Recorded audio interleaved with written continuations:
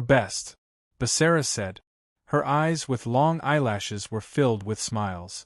Do your best, brother Ron. Raindrop waved her fist. You must defeat that beautiful snake. Ron smiled and lightly patted her head. Ron. Morin smiled as she walked closer and helped him tidy up his clothes. Out of all the contestants from our thorny flower tribe, you are the only one left. You must do your best. Ron raised his head and nodded heavily. Don't worry, I will do my best. Looking at the serious face of Ron, Morin's heart strangely skipped a beat. She hesitated for a moment before saying, The opponent is a rank 10 magical beast. Its strength is extremely strong. If you are not a match for it, then give up. Morin's face was slightly red. She did not understand why she suddenly said such words. Ron smiled faintly, a trace of determination in his eyes. I will not give up. The wide circular arena was bustling as usual. Today, the finals of the fourth group would be held. The two contestants would be Ron and the snake demon Medusa. The two of them would be fighting for the right to advance from the fourth group. The winner would advance directly. Compared to the other group's matches, today's match was especially eye-catching. It was not for any other reason but because of Ron's identity in the fourth group. He was the only human in the fourth group. However, compared to Ron's identity as a human, the audience was more interested in his undead magic. Ron slowly stepped out of the arena. In the middle of the arena, he took a deep breath. The arena was still bustling with noise and excitement. However, today there were more voices cheering for Ron. Due to his display of strength yesterday, many of the audience had a whole new level of respect for Ron. Ron is out. He is so handsome, a beast-man woman said excitedly. Her beautiful face was filled with intoxication. Sister, be careful. Please pay attention to your words. Don't forget that you are a high-level beastman and he is only a low-level human. As soon as the beastman woman finished speaking, a beastman man not far from her berated her. Humph, it's none of your business who Big Sis likes. So what if I miss him? The beastman woman had a look of disdain. If there's anything, go fight him. Ugh! The beastman's face turned red. If he had such strength, he would have participated in the young master's tournament a long time ago. After fiercely glaring at the beastman woman cupped her hands around her mouth and shouted, Ron, go! Ron, go! Ron slowly clenched the orange-boned staff in his hand. His hands were covered in cold sweat. It would be a lie if he said he wasn't nervous. After all, the opponent was a terrifying 10th-rank magical beast. At this time, the gate on the opposite side slowly rose. Not long after, a figure slowly swam out. The person who came out was a woman. Her upper body was like a human's and she was wearing female light armor. Her lower body was a long snake's tail. Ron slowly raised his head, and a delicate face entered his eyes. She had a tall nose bridge, gray eyes, and two pupils like a snake. The strangest thing was her long hair, which was all slender snakes, and they were hissing and spitting. She was over 5 meters long. Even if she stood up, she was still over 2 meters tall. Ron had to raise his head to see her face. Medusa did not transform into her human form. Instead, she appeared as a snake demon. In front of Ron, she displayed her ferocious aura. It made people shudder. Don't fight. Even standing in front of her was a huge pressure. The referee was the same as yesterday. Although his strength was not bad, he still felt uncomfortable with a ferocious magical beast beside him. He coughed lightly. Are both parties going to fight? Of course. Ron nodded slightly and said in a deep voice, I won't back down. Medusa smiled. If it wasn't for her lower body, her bewitching face and perfect figure would be fatally attractive to most men. She spoke softly. You're right. You're right. Ha! Ever since I got the name list for the group stage, I almost wanted to give up. Because I saw Big Sister Omega's name on the list. To be honest, I am not her match. But you, ha-ha! Medusa smiled with a trace of contempt in her eyes. Ron chose to remain silent. At this moment, Everything he said was unnecessary. Medusa smiled. She stuck out her tongue and licked her lip. Although your undead magic is strong, it is a piece of cake to me. This time, the right to advance is mine. At this time, the Beastman referee nodded and slowly said, "Since neither side has any objections, let the match begin." As soon as the Beastman referee finished speaking, Ron's hand moved. He didn't even chant an incantation. A bone spear shot out like lightning towards Medusa. Medusa chuckled. Her hands flashed and 2 dark gold longswords appeared in her hands. She crossed the longswords and easily blocked the bone spear. Facing such a strong opponent, Ron didn't dare to be careless. He used Shadowmist to quickly change his position. At the same time, he waved the bone staff in his hand. Bone spears, bone spikes, bone arrows, and other ranged weapons rained down on Medusa. In an instant, Medusa was surrounded. Medusa chuckled. "Is this all you've got?" As she spoke, her body twisted like a snake. Her 2 swords danced as if they were dancing, quickly brandishing them, dissolving Ron's attacks one by one. At the same time, her huge snake tail swung, bringing with it a strong wind, attacking Ron's waist. The battle reached its climax as soon as it started. The circular arena was filled with killing intent. Boom! Boom! Boom! Countless undead spells exploded around Medusa. Medusa wasn't willing to be outdone and retaliated with water spells. The battle between the 2 sides was extremely erotic. Smoke and dust billowed in the arena. The battle is too intense. Both sides aren't easy to deal with. An orc in the audience sighed. "I can't believe that human actually has the strength to fight Medusa to the death. Is he really human?" Another beastman had a look of disbelief. "No matter what, a human can't be a match for a magic beast. Let's see." A beastman at the side glared at that beastman. He believed in racial superiority. No matter how strong a human was, his racial talent couldn't be surpassed. Of course, from the bottom of his heart, he didn't want the human to ride on top of the beastmen. Ever since the battle between Ron and the Blizzard Wolf, no one called Ron a lucky one. He was very strong, very strong. In the central box of the arena, Morin's beautiful eyes were fixed on Ron. She even stopped massaging her grandfather. She was proud of Ron's performance, but at the same time, she was a little worried. Sala thought for a while and sighed. This child is very strong. As the Emperor, he came to a conclusion. At the same time, he said, the rarest thing is that this child is so young. He should only be 18 this year, right? Yes, he just turned 18. Du Tan smiled slightly, an imperceptible light flashing in his eyes. Such a genius. If he were a beastman, it would be great. Sala's face was full of regret. It's a pity that he's a human. Sala, you're wrong. Li Jia looked at him and smiled. Whether he's a beastman or a human, it's not a problem. The key is that he can be used by me. Haha, as the Emperor of Beastmen, you must be tolerant. Sarah hurriedly replied. Mr. Li, you are right. Li Jia, the Emperor of Beastmen, was the one who vigorously promoted human immigration during his reign. He made the Beastmen Empire a prosperous country.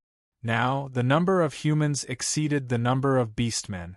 In his eyes, beastmen and humans were the same. A country could not be full of warriors. Beastmen were not good at producing. Before the introduction of human immigration, beastmen were the synonym of poverty, boorishness, and greed. Now, the Beastmen Empire was sitting on a huge amount of resources and manpower. Their standard of living was even higher than that of humans. Dutton lowered his head. No one knew what he was thinking. In the great arena, the smoke and dust slowly dispersed, revealing Ron's thin and weak body. At this moment, his breathing was somewhat hurried. Although he had the existence of the soul ring, and his soul power was close to limitless, his physical strength was still his shortcoming, and he was inevitably affected. Ron had already summoned a large number of skeleton warriors, but under Medusa's powerful icicle spike, they were turned into a pile of meat powder. In front of Medusa's water magic, the number of skeletons was meaningless. Hee, if this is all you've got. Medusa laughed coldly. Then, prepare to die. She slithered over and quickly appeared in front of him. She raised the sword in her hand and stabbed it like a poisonous snake. Bone shield. Ron quickly summoned a bone shield in front of him. At this time, he felt a pain in his hand. A cold light pierced through the bone shield. He dodged to the side and avoided the danger of his stomach being cut open, but his hand was already bleeding. Haze. Ron did not dare to be slow and immediately disappeared with a haze. Strange undead magic. Seeing this human disappear right before her eyes, a hint of graveness appeared on Medusa's face. Where did he hide? At this time, not far behind Medusa, a powerful black light soared into the sky. It was mixed with an extremely terrifying aura. A stalwart figure slowly rose from the teleportation formation, his eyes emitting a faint green light. What is this? Terrifying aura! What did that human summon? The audience started to discuss among themselves. Their eyes were filled with astonishment. Not long after, a black knight wearing heavy armor and holding a long spear appeared in front of everyone, riding on a huge skeletal horse.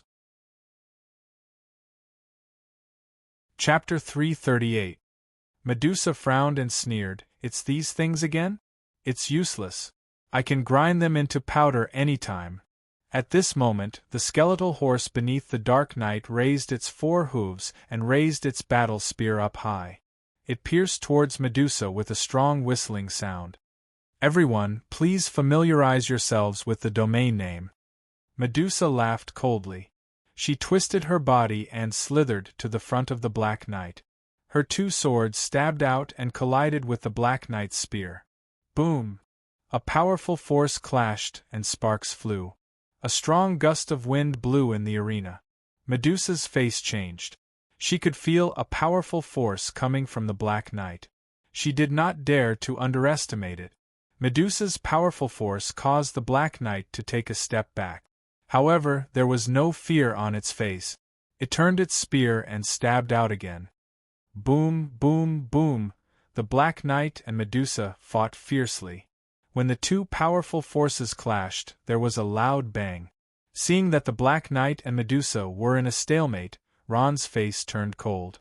He shouted coldly, "How about 2 more?" His fingers formed a strange gesture, and a spiritual force was released. 2 black hexagrams formed on the ground. Through the black hexagrams, 2 Black Knights rose up. There are 2 more. Medusa is in trouble now. A burst of exclamations came from the audience. Unknowingly, most of the people cheered for Ron. Go. Ron's face trembled slightly. He pointed his bone staff forward, and the eyes of the 2 Black Knights lit up like green skeletons. Then, they charged forward with sharp knight spears in their hands. The 2 Black Knights joined the battle against Medusa. In an instant, 3 Black Knights surrounded Medusa. The spears in their hands were like raindrops. There was no expression on their cold faces. The 3 Black Knights surrounded Medusa and attacked crazily. In an instant, the pressure on Medusa increased. On the other side, the audience applauded. Come on, fight well. Kill this snake. Do your best, human child. The audience cheered, cheering for Ron incessantly. Come, this kid is quite strong. Sala smiled in the box in the middle of the arena. But this is far from enough to deal with Medusa. That's right, this is just the beginning. Du Tan said expressionlessly. Li Jia smiled faintly and didn't say anything. Morin watched Ron fight bitterly in the field, and her heart gradually tightened. At this moment, the frowning Medusa's face relaxed into a pornographic novel. Standing up, her expression was full of playfulness. Human child, I can't deny that you're very strong, but no matter how strong you are, you're still just a human. This kind of strength is far from enough to deal with me. Amidst her laughter, Medusa's aura suddenly changed. Unknowingly, her aura had risen to another level. Ding!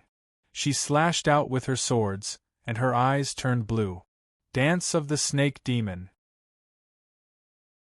Like a cheerful dance, Medusa's body began to twist rapidly, and her entire body turned into a mass of phantoms.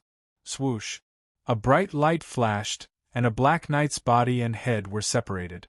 She swung her tail again, and a huge force came, and the black knight's body, which weighed a few 100 pounds, was sent flying. He crashed into the field and turned into a cloud of black fog. Ron was stunned. The Black Knight's defense was extremely strong, but he couldn't take a single attack from Medusa. The other two Black Knights couldn't escape this fate either. They were killed by Medusa like lightning, displaying Medusa's tyrannical attack power. Skeleton Magicians. Seeing the Black Knight destroyed, Ron gritted his teeth and summoned an army of skeleton magicians. There were more than 50 of them, and they lined up neatly. Go to hell! Medusa trembled and pounced forward like lightning. The sword in her hand flashed coldly as she stabbed at Ron. She finally understood that there was no point in fighting those undead creatures. If she wanted to fight, she had to find the real deal. Medusa's speed was extremely fast. She raised her sword high and stabbed it into Ron's body. There was no joy. Medusa frowned slightly, and Ron's body turned illusory. Then, he turned into a cloud of black fog and disappeared. Strange undead magic. Medusa's expression turned serious. She slowly turned her head and looked in Ron's direction. She didn't use her eyes to search for him. Instead, she used his scent. The snake in her hair flicked out its tongue and caught the slightest scent in the air. Go! Blast her to pieces!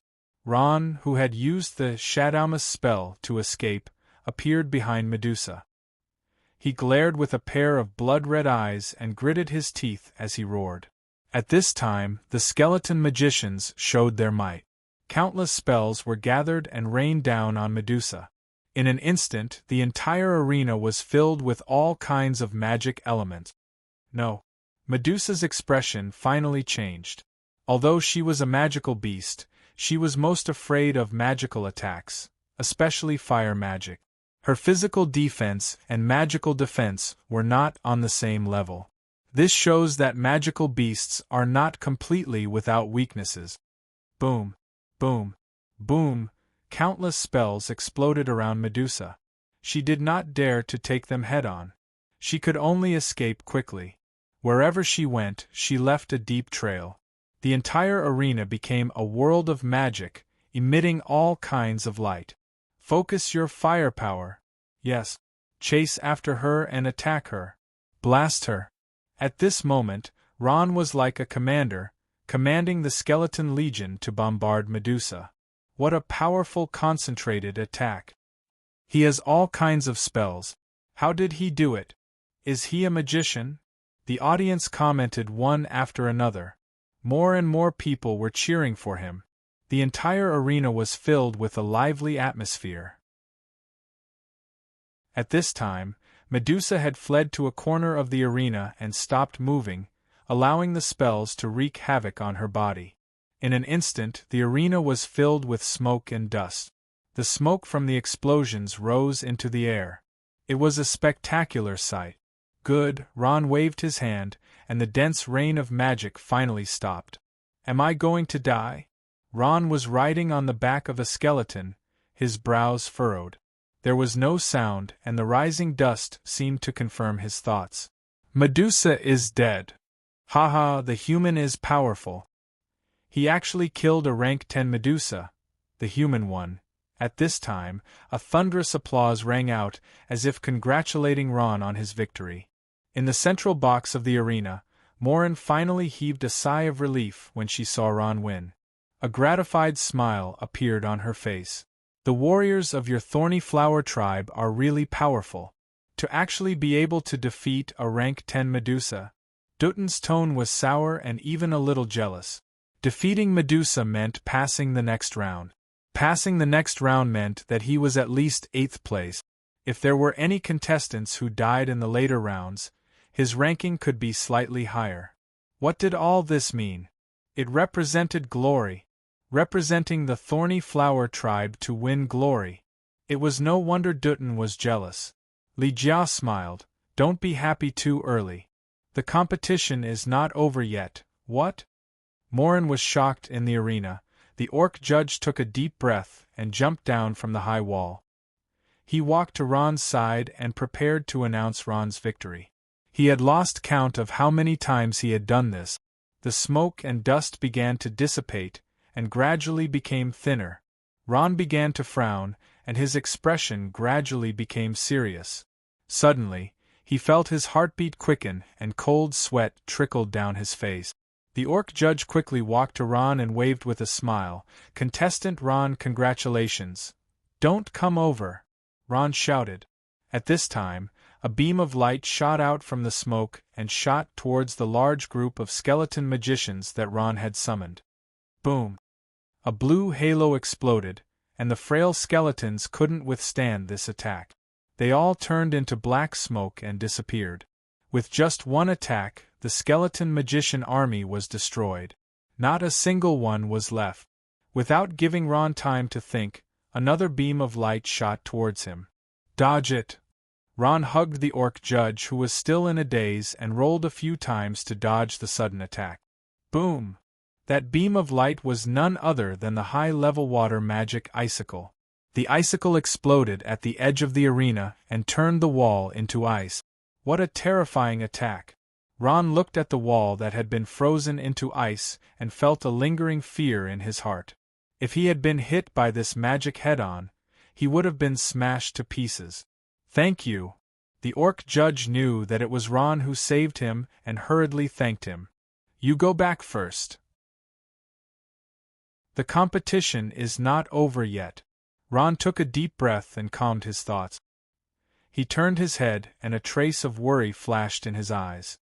I didn't expect your reaction to be so fast. Medusa's sharp voice came from the smoke. Unfortunately, this is meaningless. The smoke gradually dispersed and Medusa's body was revealed. What? Seeing the scene in front of him, Ron's mind went blank for a moment. A huge snake was coiled in front of him. Her back was black and her abdomen was thicker than a bucket. She was over 20 meters long and was as tall as a house when she stood upright. Her long tongue was sticking out and retracting, and the smell of blood drifted with the wind. That huge snake swayed her huge head and spat out her bright red tongue. She stared coldly at Ron and said, Human son, are you excited? You finally saw my current appearance. This is my second transformation. To be honest, I'm not used to it. This was Medusa's true appearance, a true level 10 magical beast. Chapter 339. The audience was completely silent. Everyone was stunned by the appearance of the giant snake in front of them. Oppressed by the aura of the giant snake, some of the more courageous people began to leave the stage. What? Terrifying. This is only a rank 10 magical beast? An orc was so frightened that he couldn't even speak properly. What should I do, son of a human? The giant snake lowered her head with a mocking look on her face. Feeling the increasing pressure, Ron clenched the bone staff in his hand. His body was so weak in front of the giant snake. At this time, Medusa's eyes flashed fiercely. What I want is to die. She opened her mouth and spat out an icicle with extremely low temperature towards Ron. Shadowma's spell. Ron, who was prepared, did not dare to be careless. He used the Shadowma's spell and disappeared from the spot. The powerful icicle almost hit him. Boom! With a loud sound, a burst of white fog rose up. The icicle hit the edge of the arena and blasted out a large hole. Although the arena was old and mottled, the material used to construct it was not ordinary stone. It was the hardest black stone. Even after so many years, it was still incomparably sturdy. But a casual attack from a 10th rank magical beast was able to create a large hole in it. A black fog appeared out of nowhere, and Ron's figure slowly flashed out. His face was a little green. He had barely dodged Medusa's tyrannical attack, but he still felt a lingering fear. If he had not dodged earlier, he would have been smashed to pieces. Medusa's pornographic novel. She turned around and stared at him with a cold gaze filled with killing intent. There was a trace of anger on her arrogant face. Despicable human, you can't escape. Boom, boom, boom. The pitch-black giant snake stirred the entire arena, and a strong chill shot up to the sky. The huge force caused the entire arena to shake. Ron used the Shadowmist spell to escape, and Medusa followed closely behind and attacked crazily. Ron is going to lose. In the central box of the Colosseum, Sala sighed. I didn't expect this snake woman to be hiding her strength. Now that she's here, Ron has no chance of winning. That's right. Du-Tan smiled. For some reason, he felt a burst of joy in his heart. Morin stood up and walked quickly to the railing. Her face was full of anxiety. Ron, stop fighting, quickly surrender, stop fighting. I beg you, quickly surrender. Morin's heart almost jumped out of her chest. If she could, she really wanted to announce Ron's decision to surrender. Unfortunately, this was against the rules. At this moment, she could only watch helplessly as Ron was beaten by the giant snake to the point where he had to hide, unable to do anything. Huff, huff, huff. Ron ran quickly as Medusa's water magic exploded around him. Although he dodged her attack, the bone-chilling cold made him shiver.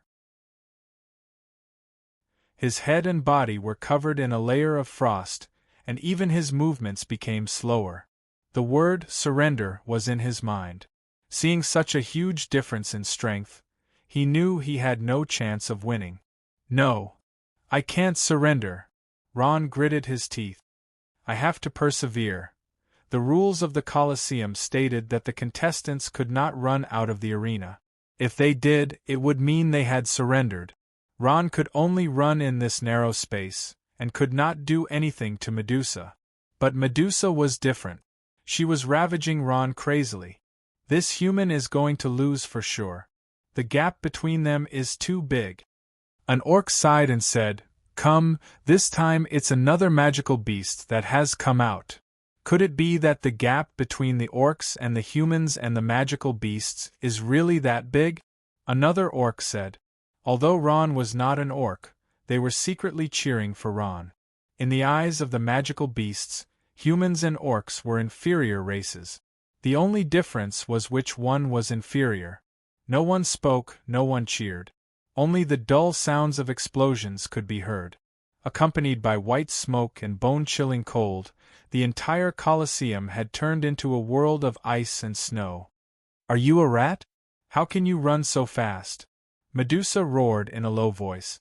She released dozens of icicles, 8 bites, and 12 tail attacks in a row, but Ron dodged them all. She was a little angry. Ron was already drenched in cold sweat. He did not have time to pay attention to Medusa's words. Medusa rolled her eyes and gritted her teeth.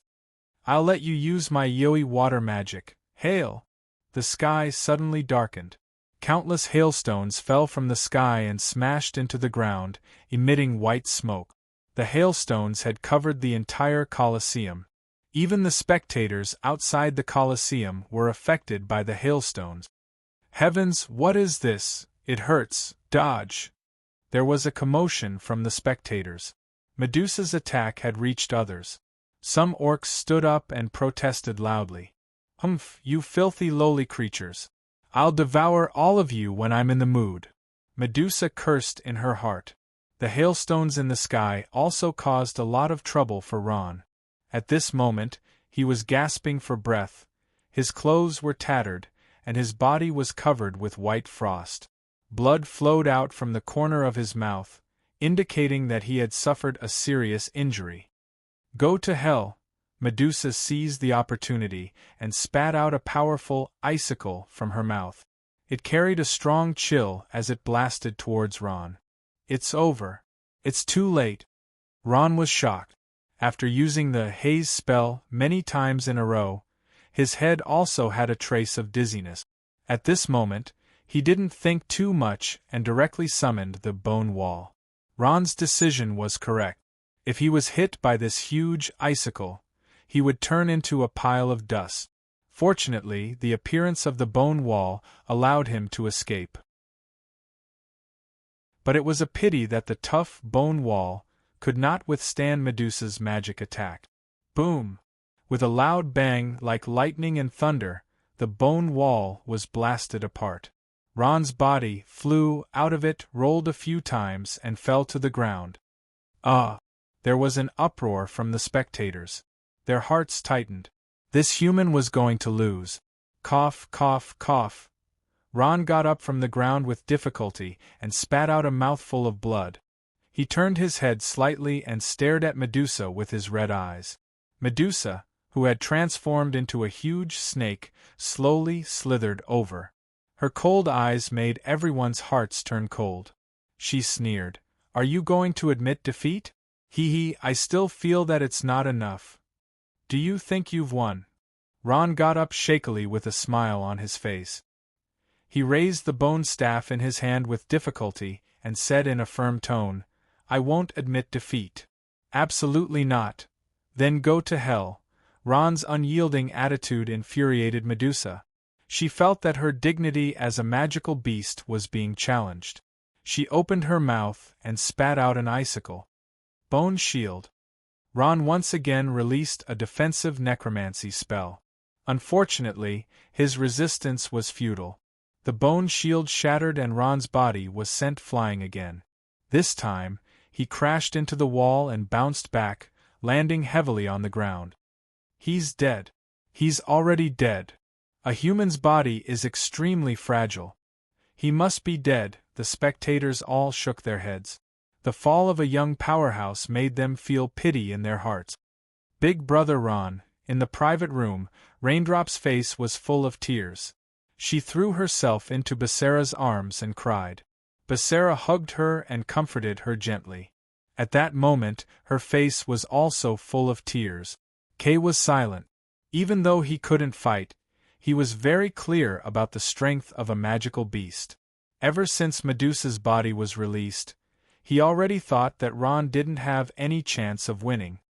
Is he dead? That's right, an overconfident human. Seeing Ron fall, Medusa's face finally revealed a smile. She glanced at the orc judge on the high wall, indicating that it was time to announce her victory. The orc judge sighed helplessly. He had always been grateful to Ron for saving his life. From the bottom of his heart, he also hoped that Ron would win. However, he knew that the difference in strength between the two was too big. Ron had no chance of winning.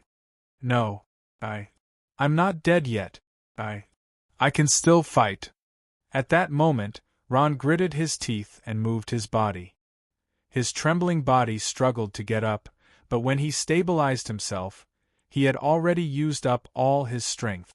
With his heavy injuries and the exhaustion of his energy, he was already at the end of his rope. What?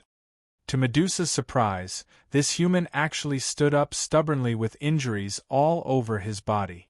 Even though he was shaky, he still stood up in the end. The orc judge stopped in his tracks, and a look of disbelief flashed across his eyes. He could still stand up with such injuries? Even though Ron's injuries weren't serious on the surface, his insides were completely destroyed by the cold air. He could only stand up because of his strong willpower. His consciousness was already in a semi-conscious state. In the central box, Morin's eyes flashed with disbelief. Suddenly, she rushed to the railing and shouted, "Ron! Ron, don't get up, please don't!" Looking at Molin, who had lost her composure, Sala and Du-Tan were surprised. Sala smiled, but Du-Tan's face darkened. In the circular arena, Medusa's face sank slightly. She gritted her teeth and said, "Despicable human, you dare to stand up with such injuries? Since you're courting death, I'll grant you your wish." Medusa opened her bloody mouth as wide as it could and said with a sinister smile, "Let me swallow you in one gulp. A powerful human should taste pretty good." As she spoke, her body shot out like a bow. She opened her mouth to reveal her sharp teeth and bit at Ron. A fishy smell assaulted his nose, and Ron regained some consciousness. He opened his eyes, and the bloody mouth was right in front of him. There was no time to hesitate. Ron used Shadowmist subconsciously, and his body turned into a cloud of black mist and disappeared. Boom! The huge snake's head missed and crashed into the wall, creating a large hole in the wall of the arena. A large amount of dust was shaken and fell down with a plop plop sound. Chapter 340. Ron's body flashed out from behind Medusa. He was already at the end of his rope, and he barely opened his eyes. There's no other way. I'll just have to go all out. Ron gritted his teeth and raised his hand. A powerful soul force burst out from the bottom of his heart. In his powerful sea of knowledge, Ron's soul was burning wildly, and at the same time, it started to crack. He clutched his head in pain, and kept letting out heart-wrenching screams. His body emitted a large amount of black mist, and his body started to turn blurry. The seawater in the sea of consciousness was churning wildly, like boiling water, emitting circles of ripples. At this moment, the entire sea of consciousness began to vibrate. Veins popped out on Ron's face, and he felt a splitting headache. Not just his head, but his entire body felt like it was about to split apart.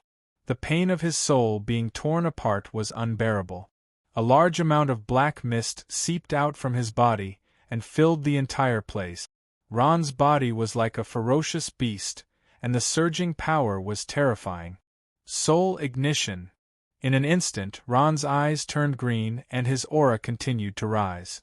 At this moment, Ron's body left the ground and rose into the air. Everyone could feel a terrifying power appearing in the arena. What's going on? He's so heavily injured, how can he still be so strong? Medusa was shocked and immediately had a thought. No, he's stronger than before. What's going on? A trace of uneasiness appeared on Medusa's face, and her huge snake head retreated slightly, her eyes filled with wariness.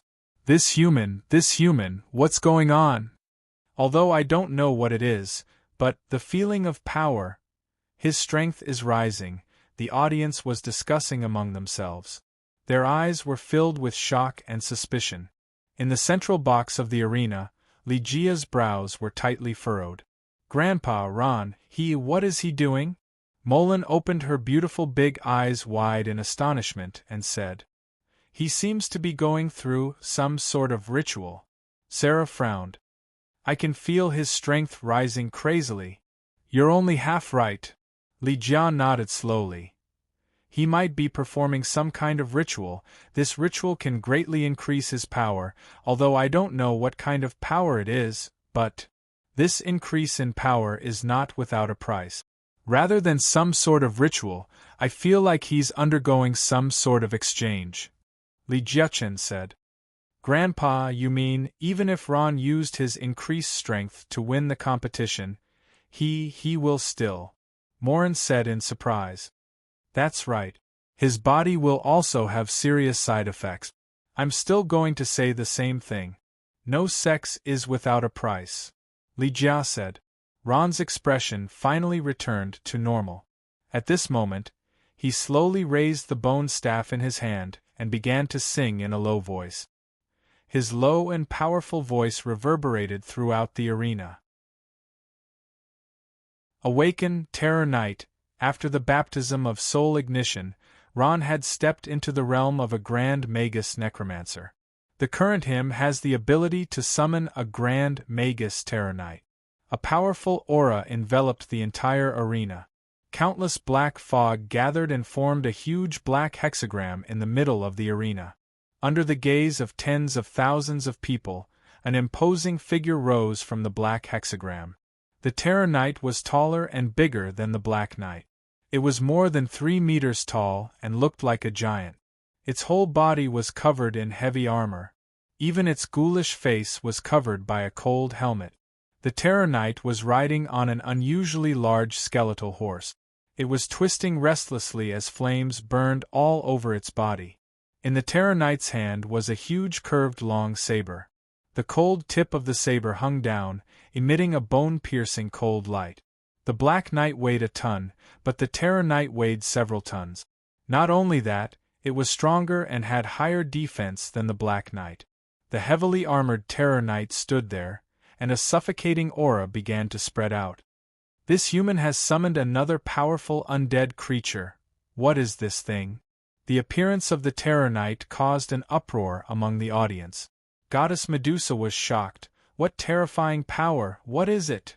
Is it one of those undead? Slightly raising the curved sword in its hand, the flames on the Terror Knight burned even brighter. Looking at the huge Medusa, a green light flashed in its eyes and it began to charge.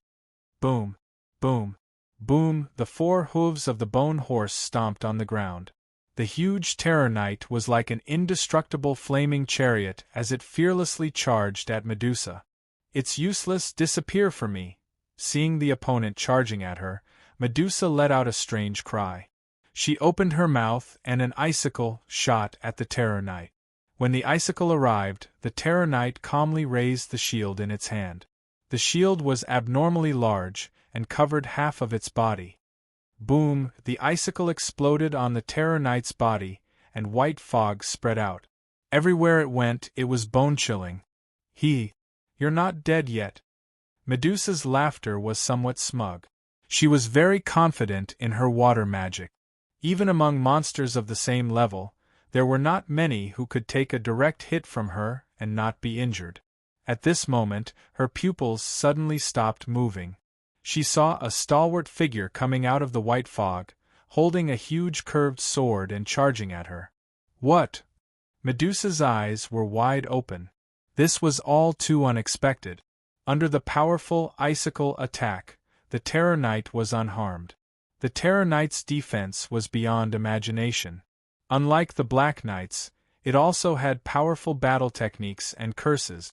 The Terror Knight was extremely fast. In the blink of an eye, it was in front of Medusa. It raised its long sword and slashed down. Terror strike! Blazing flames burst out of the Terror Knight's body. He swung his huge and sharp blade and easily pierced through the Medusa's tough scales. He then dragged the Medusa's body and left a deep wound. Blood spurted out like a fountain. Medusa was in so much pain that she rolled around on the ground, screaming. A large cloud of dust rose in the arena. Boom, boom, boom. After the first strike, the Terror Knight took advantage of the momentum to charge forward. It turned around and swung its long sword at Medusa again. This time, its attack was accompanied by a curse. Terror! She cast the curse technique, and a wave of palpitations crept onto Medusa's face.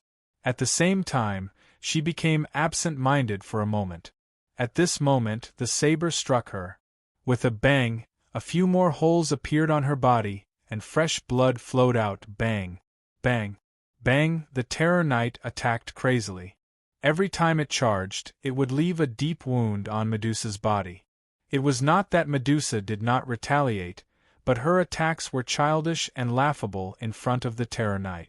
No matter if it was physical or magical attacks, they could not shake the Terror Knight's body. It was like a towering mountain. No matter how heavy the attack was, it could not make it take a step back. At this moment, everyone was shocked. They did not expect the tables to turn. Now, it was Medusa's turn to scream. Go, go! Kill her!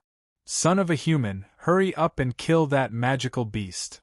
At this time, the applause from the audience was thunderous, and the cheers were endless. Almost everyone was cheering for Ron. In the big box in the middle. Go, Ron! Morin's face was filled with joy. Overjoyed, she jumped up and down, desperately cheering for Ron. Li Jia smiled and said, Haha, necromancy is getting more and more interesting. Sarah also had a look of admiration on her face. Dutin's face was dark and his eyes were cold. No one knew what he was thinking. Under the continuous attacks of the Terror Knight, Medusa's will to fight finally crumbled. She raised her head and shouted, I don't want to fight anymore. I don't want to fight anymore. I surrender, surrender, ha ha. I heard it. That Medusa surrendered, the son of a human won. The audience cheered and applauded one after another.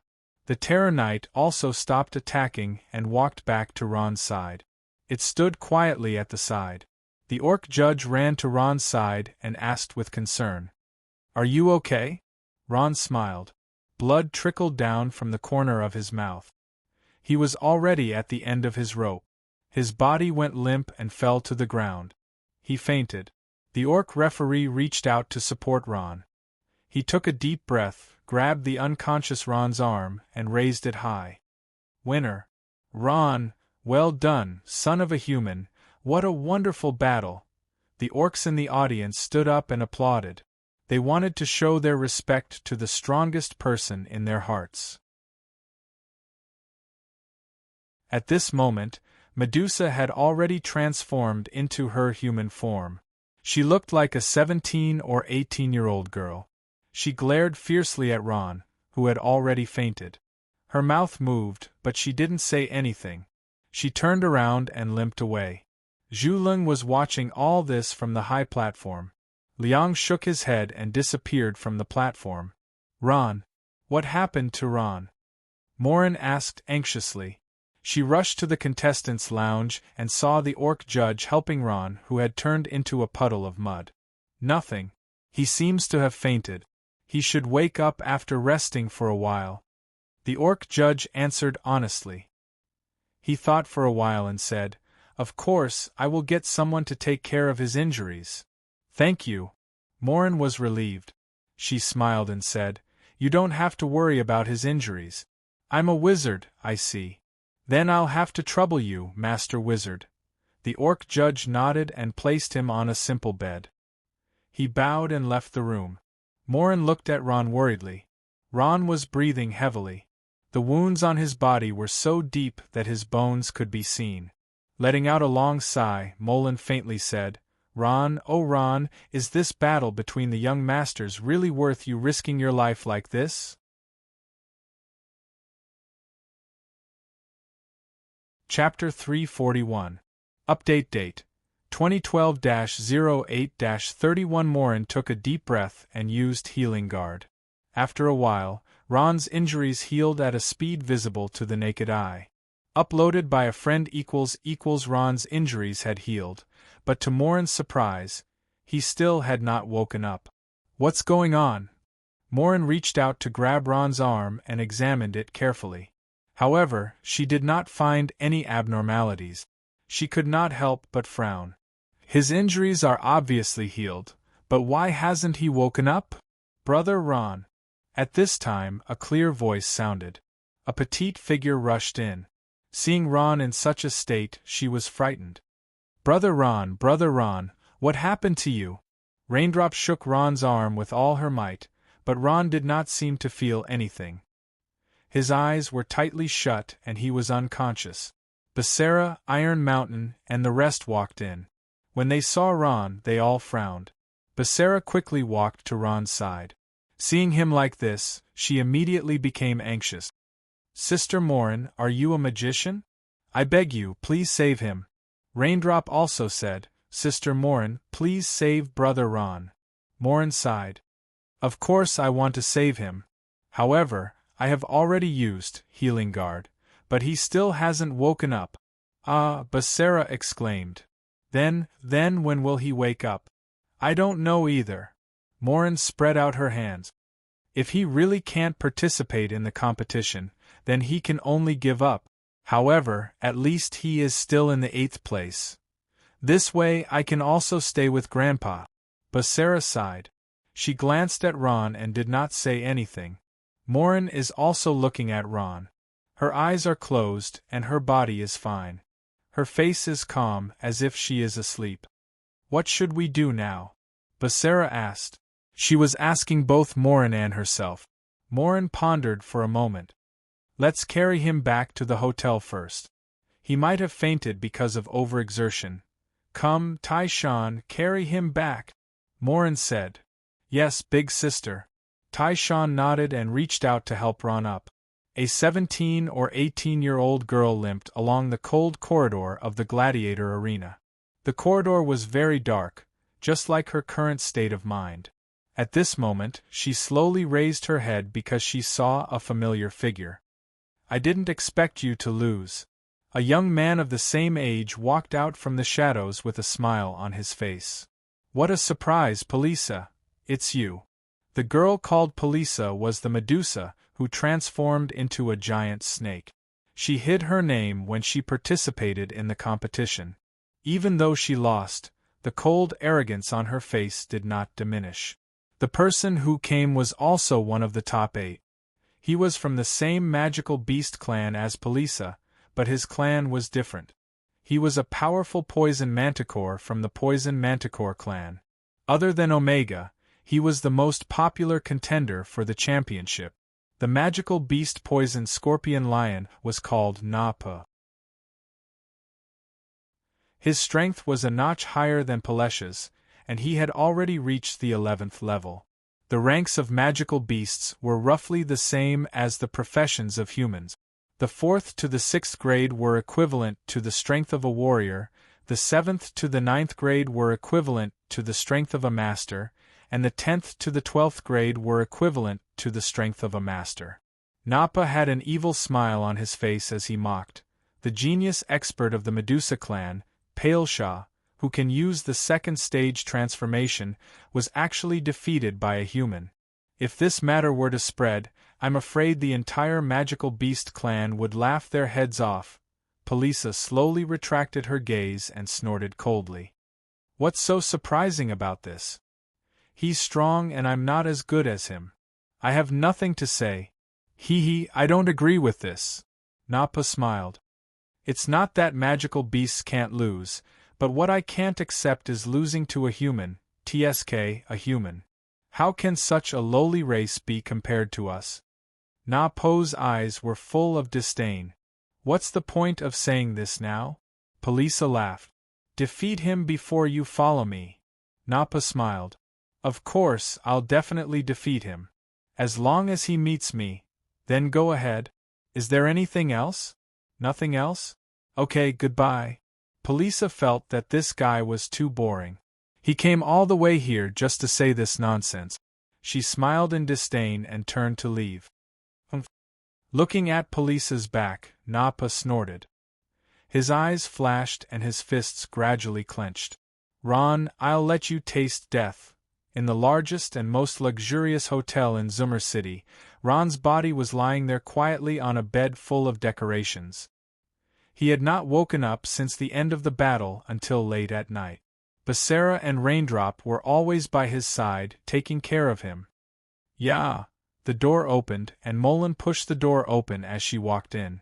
Raindrop had already gone to sleep in the room next door. Only Basara was there. Morin asked with concern. He hasn't woken up yet? Basara shook her head. The two of us took turns looking after him, but he didn't wake up, Morin sighed.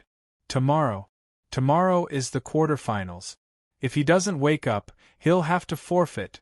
Morin's tone was full of regret. Although he could still stay in the 8th place if he forfeited, the treatment for the 8th place was completely different from the top 3. With the ability that Ron had displayed today, he could possibly enter the top 3. Big sister, can I ask you for a favor? Basara lowered her head and asked softly. Morin nodded. You!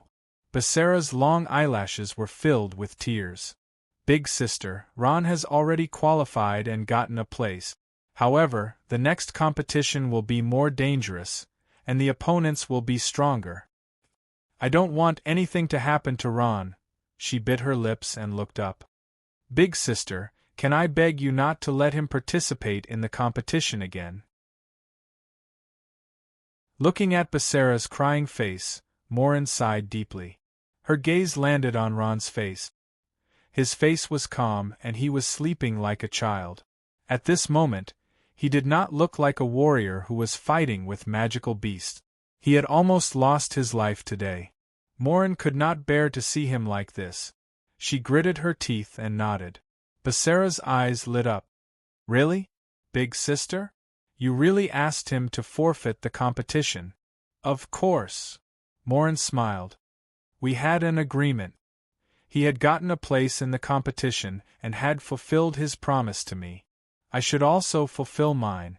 It doesn't matter if he participates in the next competition or not. That's great. Basara cheered. Morin smiled bitterly. She had agreed to Basara's request because she did not want Ron to take any more risk. She did not know when she started to worry about Ron. After chatting for a while, Morin left. The room fell silent. Basara placed her hands on her face and looked at Ron quietly. Unknowingly, Ron's face became blurry. Ron was unconscious because his body was not injured. It was his soul. After using soul ignition, his soul was heavily injured. In Ron's sea of consciousness, Ron's soul became very thin. It was as though he had lost a large amount of energy. He was in a daze. Is this my soul? Ron entered his sea of consciousness and took control of his soul. He raised his hand. His hand became very thin, as though it would disappear at any moment. As expected, I'm heavily injured. Ron smiled bitterly. Soul ignition should not be used so easily. Using soul ignition would injure the soul. But this time, the injury to his soul was too severe. The green energy from the soul ring was unable to heal his soul in a short time. When he reached the whirlpool in the sky, Ron decided to go there. His soul rose and gradually floated up. His entire body was sucked into the whirlpool. Countless bones piled up into a mountain, and Ron walked through the mountain. He arrived at the familiar bone castle. In front of the castle, there were two skeletons holding huge axes. When they saw Ron, their eyes flashed. They released their axes and let Ron in. Ron slowly walked to the center of the hall. In the center of the hall, there was a crystal coffin quietly placed on the ground. At this time, a familiar figure entered his eyes. Grandpa Homelin! Ron rushed over at the first moment. Sure enough, Grandpa Homelin was lying in the crystal coffin. He was quietly lying there with a serene expression. Ron noticed that his soul had recovered a lot. However, he was too weak to wake up. He thought of Grandpa Homelin by his side, smiling at him. Grandpa Homelin! A trace of joy occupied Ron's heart, and at this moment, his face was full of excitement. Grandpa Homelin's soul had recovered. Although it was slow, it was indeed a pornographic novel. Recovered. He believed that one day Grandpa Homelin will wake up again. Ron took a deep breath and got up. Just as he was about to leave, a ray of light attracted his attention. The ray of light came from behind the stone tablet. On the tablet was the undead magic cultivation method that Grandpa Homelin left for him. However, he did not notice what was behind the tablet. There is something there? Ron's heart jumped. He quickly walked towards the ray of light. This was a long corridor. At the end of the corridor, there was a dark green ray of light. Ron walked along the corridor. When he reached the end, a strong ray of light shone on him. He could not open his eyes. Covering his eyes slightly with his hand, Ron's eyes narrowed for a moment. When he opened his eyes, he was shocked. What is this? What he saw was a huge tower. Ron was at the bottom. He could not see the top. It was emitting a powerful soul. This energy made Ron feel suffocated. The tower emitted a powerful soul force that was attracting him, causing Ron to involuntarily move his feet and walk in the direction of the tower. At this time, a green light shone from the top of the tower, illuminating the dark sky. Caw-caw-caw. The tower started to rotate. It made a sharp caw-caw sound. Then, it started to rotate. A large amount of soul energy flowed out and covered the sky.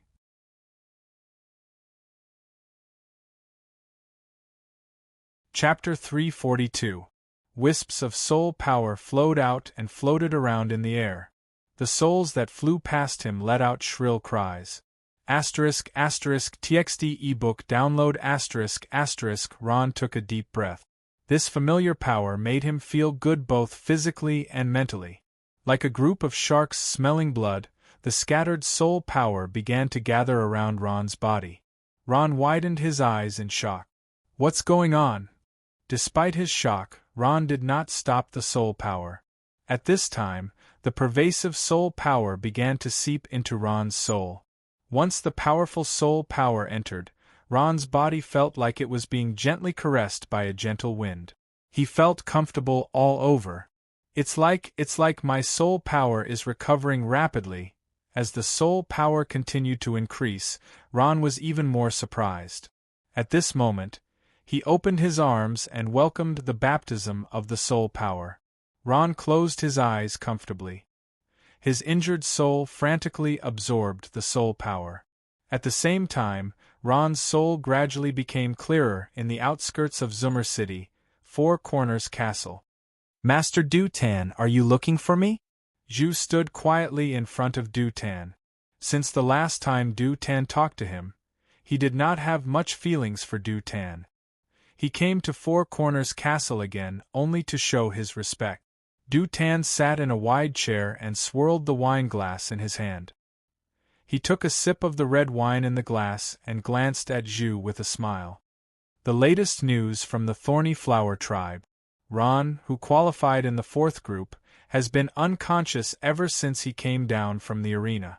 They can't find out the reason. I guess he won't be able to participate in the Cho signing ceremony tomorrow. If he did not sign the Cho, it meant that he had forfeited. Even if he did not forfeit, Ron would not be able to fight in his current unconscious state. Dutan's face was full of smiles. I didn't expect him to do this. My arrangements have been wasted. If I knew this would happen, I would have arranged for you to be in the same group as him. That way, you would have won without a fight. Zhu slowly raised his head. His face was calm. Master Dutan, you don't have to do this. I, Zhu, am not a person who wins the competition by cheating. Oh? Dutan stood up and looked at Zhu Yu with a playful expression. He smiled and said, Do you think you can defeat him when he shows his true strength? No. But I think that I can fight him with my strength, Zhu said straightforwardly. There was a hint of determination in his eyes. Fight with him? Dutan frowned. He did not like this kind of risky gambling. To him, the process and result of the competition must be firmly in his hands. No need. Dutan's face darkened with a hint of displeasure. I will not allow any mistakes during the competition. Zhu, your opponent has already been decided. With your strength, you should be able to win easily. You don't have to worry about anything. Just do your own thing. Lord Dutan, Zhu raised his head. There was a strong anger on his face. He clenched his fists and trembled. He wanted to say something, but he swallowed his words. No one wants their fate to be arranged and controlled. Zhu Yu was no exception. Although he followed Prince Dutan's orders, he was not willing to accept it. What can he do? He was just an ordinary orc warrior. Although he was appreciated by the king of Sera country, it did not mean that he had the ability to go against Prince Dutan's orders. The next morning, the gladiator arena was as lively as usual. The audience entered the arena one after another. Their eyes were filled with excitement. From today onwards, the most intense and exciting part of the gladiator tournament, the quarterfinals. After many rounds of elimination, the remaining contestants are all powerful warriors. Their final battle will be the focus of everyone's attention. An orc said excitedly. Haha, we are finally in the quarterfinals. I have been waiting for this day for a long time. Another orc said. That's right. This exciting gladiator tournament only happens once every 4 years. We will have to wait another 4 years for the next one. If only it was once a year. This is the most exciting part. I am looking forward to that human called Ron's performance. One of the orc spectators beside him commented. The audience went to their seats and sat down. After a while, the entire gladiator arena was filled. Everyone is looking forward to the quarterfinals. In the big VIP room in the middle of the gladiator arena, Sarah looked at the sky and smiled. It's about time. She stood up. Wait, Du Tan also smiled. Brother, I'll be the one to host the Cho draw ceremony for the quarterfinals, right? You? Sarah's eyes widened as she sized him up. Du Tan asked calmly. Can I? Sarah laughed and patted him on the shoulder. All right, Dutton. You will be the host this time. Who asked you to be my younger brother? A smile appeared on Du Tan's face. In the middle of the gladiator arena, all the contestants are ready. They are lined up in a row, and their faces are filled with confidence. They are looking at their opponents with hostility. All the demonic beasts have transformed into their human forms, but they still have some demonic beast features. They are also exuding their auras. Among all the contestants, only one stands out. At the same time, he is the one who received the most cheers. This person is Zhu. He is the only orc in the quarterfinals. Come on. Zhu, defeat them all. Victory belongs to the orcs. For the horde, almost all the spectators were shouting at the top of their lungs. Many female orcs were also shouting Zhu Yi's name. Their eyes were filled with fanaticism as they looked at Zhu Yi. There are only 7 contestants at the Cho draw for the quarterfinals. To be exact, there are 6 demonic beasts and 1 orc. The only one absent is Ron. Zhu is very calm. Although the competition has not started yet, he has adjusted himself to his best state.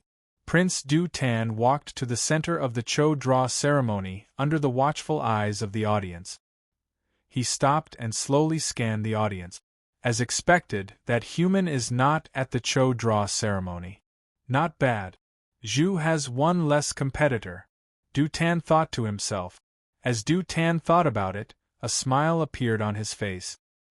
He glanced at everyone, coughed softly, and said in a clear voice, Contestants in the top 8, I will be hosting the Cho draw ceremony today. I believe everyone knows that now that we are in the quarterfinals, we will have 4 one-on-one matches. The 4 winners will enter the finals, he smiled. But today there are only 7 contestants in the top 8. This means that 1 contestant has already given up. In other words, in the Cho drawing ceremony later, 1 lucky contestant will automatically advance to the next round. Wait. Just as Du Tan was talking non-stop, a voice interrupted him. Morin is walking over quickly. She is wearing a long floral dress, which is very eye-catching. She walked quickly to Du Tan. Du Tan frowned slightly and smiled. Haha, isn't this Thorny Flower Tribe's sister Morin? What's the matter? Prince Du Tan. Morin performs a standard beastman salute and says calmly, one of the top 8 contestants, Ron, is a warrior sent by my Thorny Flower Tribe. He is not feeling well today and is absent from the Cho signing ceremony. Therefore, he entrusted me to help him sign the Cho signing ceremony. Although she had promised Basara not to let Ron fight again, Morin knew that Ron did not make this decision. However, if he forfeited, he would have no other choice. Morin thought that she should fight for it. At least, she could sign the Cho draw ceremony and leave it to Ron to decide whether to fight or not. Of course, this will have to wait until Ron wakes up. Du Tan's smile stiffened. He hesitated and smiled. Sister Morin, I'm sorry. I can't promise you, what? Morin was shocked. This answer was completely out of her expectations. She did not expect Prince Du Tan to reject her request. I'm sorry, Morin. Who asked you not to send a orc warrior? Du Tan sighed in his heart. He smiled and said, I'm sorry, Big Sister Morin, but this Cho signing ceremony requires the contestant to be present in person. Since the contestant is absent, I can't agree to your request. Morin's expression changed from shock to anger. She shouted, Why? Who said that I can't sign the Cho draw ceremony? Du Tan, I don't think there's such a rule in the young tournament. Morin's mouth moved. Even Du Tan called her by her name. That's right, Sister Morin. You're right. There's no such rule in the young tournament. So, I'm ruling that signing the Cho draw ceremony is not in accordance with the rules. Du Tan was still smiling. He was obviously trying to change the rules of the young tournament. Morin was furious. She clenched her fists. She thought Du Tan would at least give her some face. Unfortunately, she was wrong. Morin's behavior was noticed by everyone in the arena. The audience started to talk about it. At the same time, the people in the central box also saw this scene. Li Jia smiled and looked at Sala. Haha, Du Tan is not a simple person. Sala can only smile bitterly. He is starting to regret letting Dutton host the Cho signing ceremony. After some time, Ron finally stopped absorbing the soul energy. Due to the large amount of soul energy, his soul had recovered to its peak state. Ron's consciousness returned to his body, and he slowly opened his eyes. The sun shone into the room, and the room was brightly lit. He looked around and found Becerra sleeping beside him. At this moment, she was lying on his bed. Her golden hair was spread out casually. She looked like a sleeping beauty. This girl. Ron smiled. His heart was filled with tenderness. Shit! Suddenly, he slapped his head. Top 8. I still need to participate in the top 8. Today is the day of the top 8. Ron's eyes showed a hint of anxiety. I hope I can make it in time. He lowered his head and glanced at Becerra, who was sleeping soundly. Ron couldn't bear to disturb her sleep, so he could only gently make love to her. Although Ron's movements were gentle, Becerra woke up. She opened her eyes and looked at Ron. Her eyes were filled with disbelief. Then, she became ecstatic.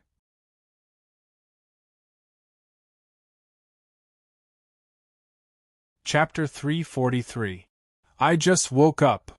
Are you alright? You've been unconscious for a day and night. It's worrying. Becerra looked at Ron carefully and asked with concern. Update from Zhang Yuyu. I'm fine. I'm fully recovered now. Ron smiled, then his face turned serious. Oh yes, today is the day of the Cho signing ceremony. Has the ceremony started? Becerra's face darkened. Ron, are you still going to participate in this dangerous game? Ron could not bear to see Becerra's concern, but he nodded. That's right. I've promised Morin, sis. Of course, that's not my only reason.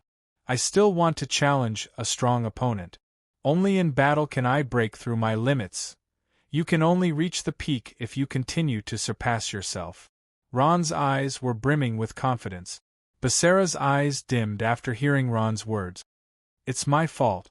Ron, you're destined to be a strong person. I'm too arrogant. What's wrong? Ron was a little surprised. He was confused when he heard this. Becerra told him that Morin had promised not to let Ron participate in the game. Hearing this, Ron smiled. Haha, she's only doing this as a temporary measure. I think she's already signed the Cho signing ceremony on my behalf?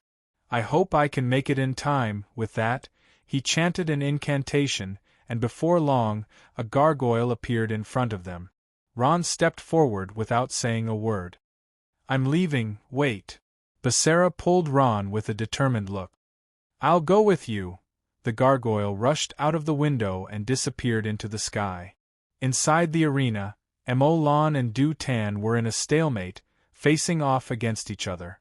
Since the beginning of the Young Masters tournament, there has never been a situation where a substitute contestant has signed a Cho contract. So, Sister Morin, I'm really sorry that I can't help you, Du Tan smiled. He still maintained his gentlemanly demeanor, which was a stark contrast to the exasperated Morin. Molan still wanted to argue. At this time, she was also a little angry because of Du Tan's attitude. However, the words that were about to come out of her mouth were interrupted by another person. Aya, so boring. The person who spoke was wearing a tight black robe. He was Napa. He yawned lazily and said to the two of them, You two are so annoying. You've been arguing for half an hour over this small matter. Morin Jia, is it worth it to waste my time for a human? Morin fell into a rare silence.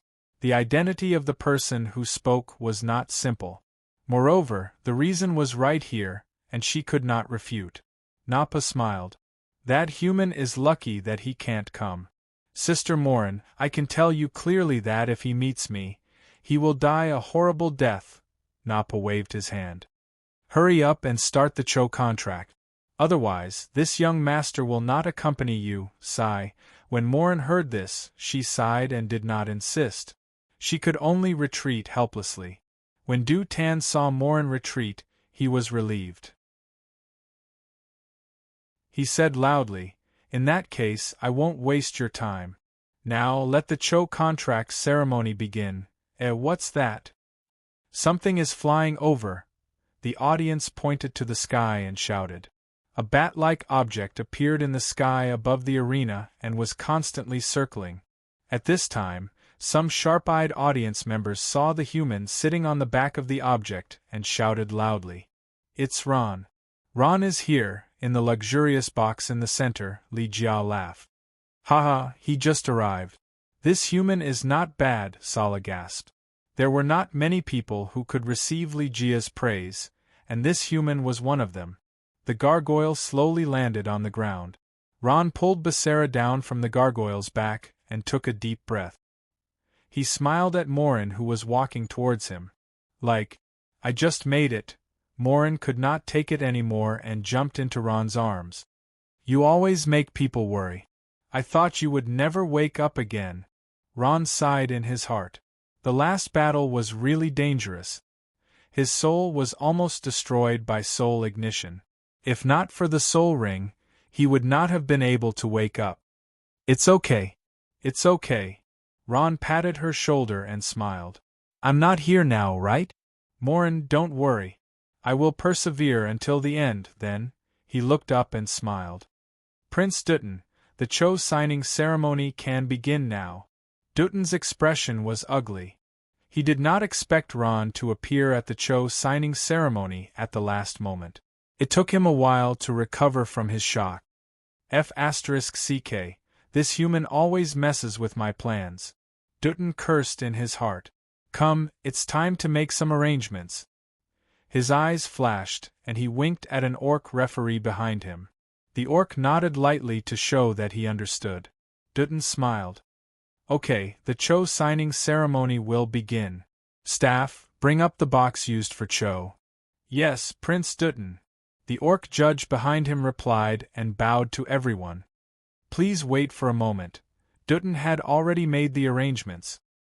He looked at the calm Ron in front of him, and a murderous look flashed in his eyes. "You ungrateful thing. Since you want to die so much, I'll fulfill your wish." As if he felt a malicious gaze, Ron looked in Dutton's direction. Dutton immediately put on a smile. "My work is done. I won't waste your time anymore. Goodbye." Dutton bowed slightly and turned to leave. "Master Dutton, do you have any other orders?" In a remote corner of the arena, the orc judge who had just left asked with a flattering smile. Dutton leaned his back against the wall and looked at the arena with a murderous look. He said in a low voice, "There's a change to the original plan. Let that human choose number 5. Everything else will remain the same." "Yes, my lord, I understand." The orc judge smiled and bowed to Du Tan. His figure gradually faded away. "Hee hee, Ron, you're still not dead this time? If you're scared, then just give up." Dutton's soft laughter came from the darkness. He looked deeply at Ron in the arena. This decision was basically announcing Ron's death. This was because Ron's next opponent was number 6, and number 6 was the venomous manticore Nabo. The orc judge walked into a room. On the table in the room, there was a box as big as a faceplate. "This is it." The orc judge smiled. The space bag at his waist flashed, and a few round balls appeared in his hand. He casually took the balls used for drawing lots out of the box and put in the balls he had brought. The task was completed easily. This was not the first time he had done it. The previous few times he had drawn lots, he had done it under Dutton's instructions. However, the orc judge did not notice that a pair of eyes was staring at him from a dark corner while he was doing all this. "It's done." "When the time comes, Prince Dutton will definitely reward me," the orc judge smiled. He gently picked up the box and walked out slowly. At this time, the door of the room was kicked open with a bang. The orc judge was shocked and almost dropped the box in his hand. At this time, a dozen orc warriors swarmed in and surrounded him. Who are you people? That orc judge panicked. He had a bad feeling in his heart. We're from the inner guard. We take orders from His Majesty the Orc King. We've all seen what happened just now. I think it's time for you to explain to His Majesty the Orc King, the leading orc officer said expressionlessly.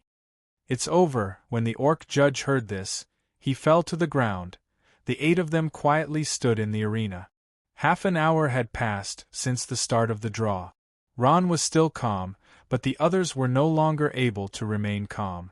Why aren't they here yet? Nappa was getting impatient. He paced around and scolded.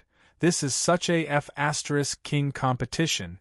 If I knew the rules were so complicated, I wouldn't have come. Zhu's face twitched slightly, and he turned around. Nappa, watch your words. This is the Orc Empire's competition. If you don't want to participate, please withdraw. Don't stay here and talk nonsense. Nappa Ding stared at Zhu as if he wanted to eat him. He was the genius of the poisonous scorpion lion tribe. He had always been strong in his tribe. He was not afraid of anything. When someone dared to go against him, he was already pissed. You're called Zhu, right? I'll take care of you.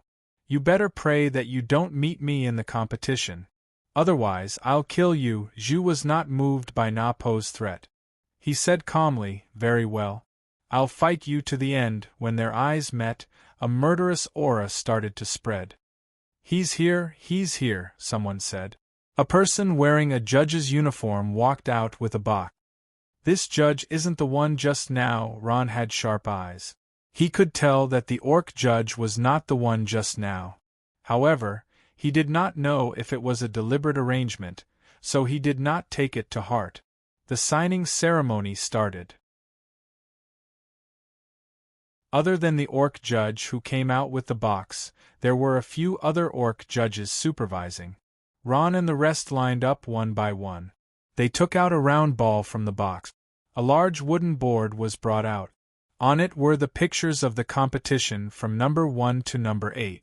The name below was empty. Whoever got the chance to sign their name on it. Prince Du Tan smiled as he returned to the private room. When he entered, he saw an orc guard whispering something to his brother, Sala. At the same time, the orc guard kept glancing at Du Tan. You're back. Sala smiled. He waved his hand and asked the guard to leave. How's the signing ceremony? Pornographic novels. It's going well. Du Tan smiled. The competition is about to start. Let's just wait for the exciting scene. This scene will be interesting. Sarah looked at Li Jia and smiled. Contestants, please raise the ball in your hand and show it to the audience, the orc judge said. The first contestant, Nappa smiled. With a flash of his hand, a sphere appeared in his palm. The number 7 on the sphere was displayed. Nappa, number 7, the orc judge said loudly. At the same time, he wrote Nappa's name on the board. Next contestant, Du Tan was sitting on a large chair. He was smiling with a confident expression on his face. Gradually, his expression began to change, and he became extremely shocked. What's going on? Sala and Li Jia looked at each other and nodded. The Cho signing ceremony was still going on in an orderly manner. Next contestant, Zhu, number 2, last contestant. Ron took a step forward and raised the ball in his hand high up. The white ball in his hand showed a large 1 character.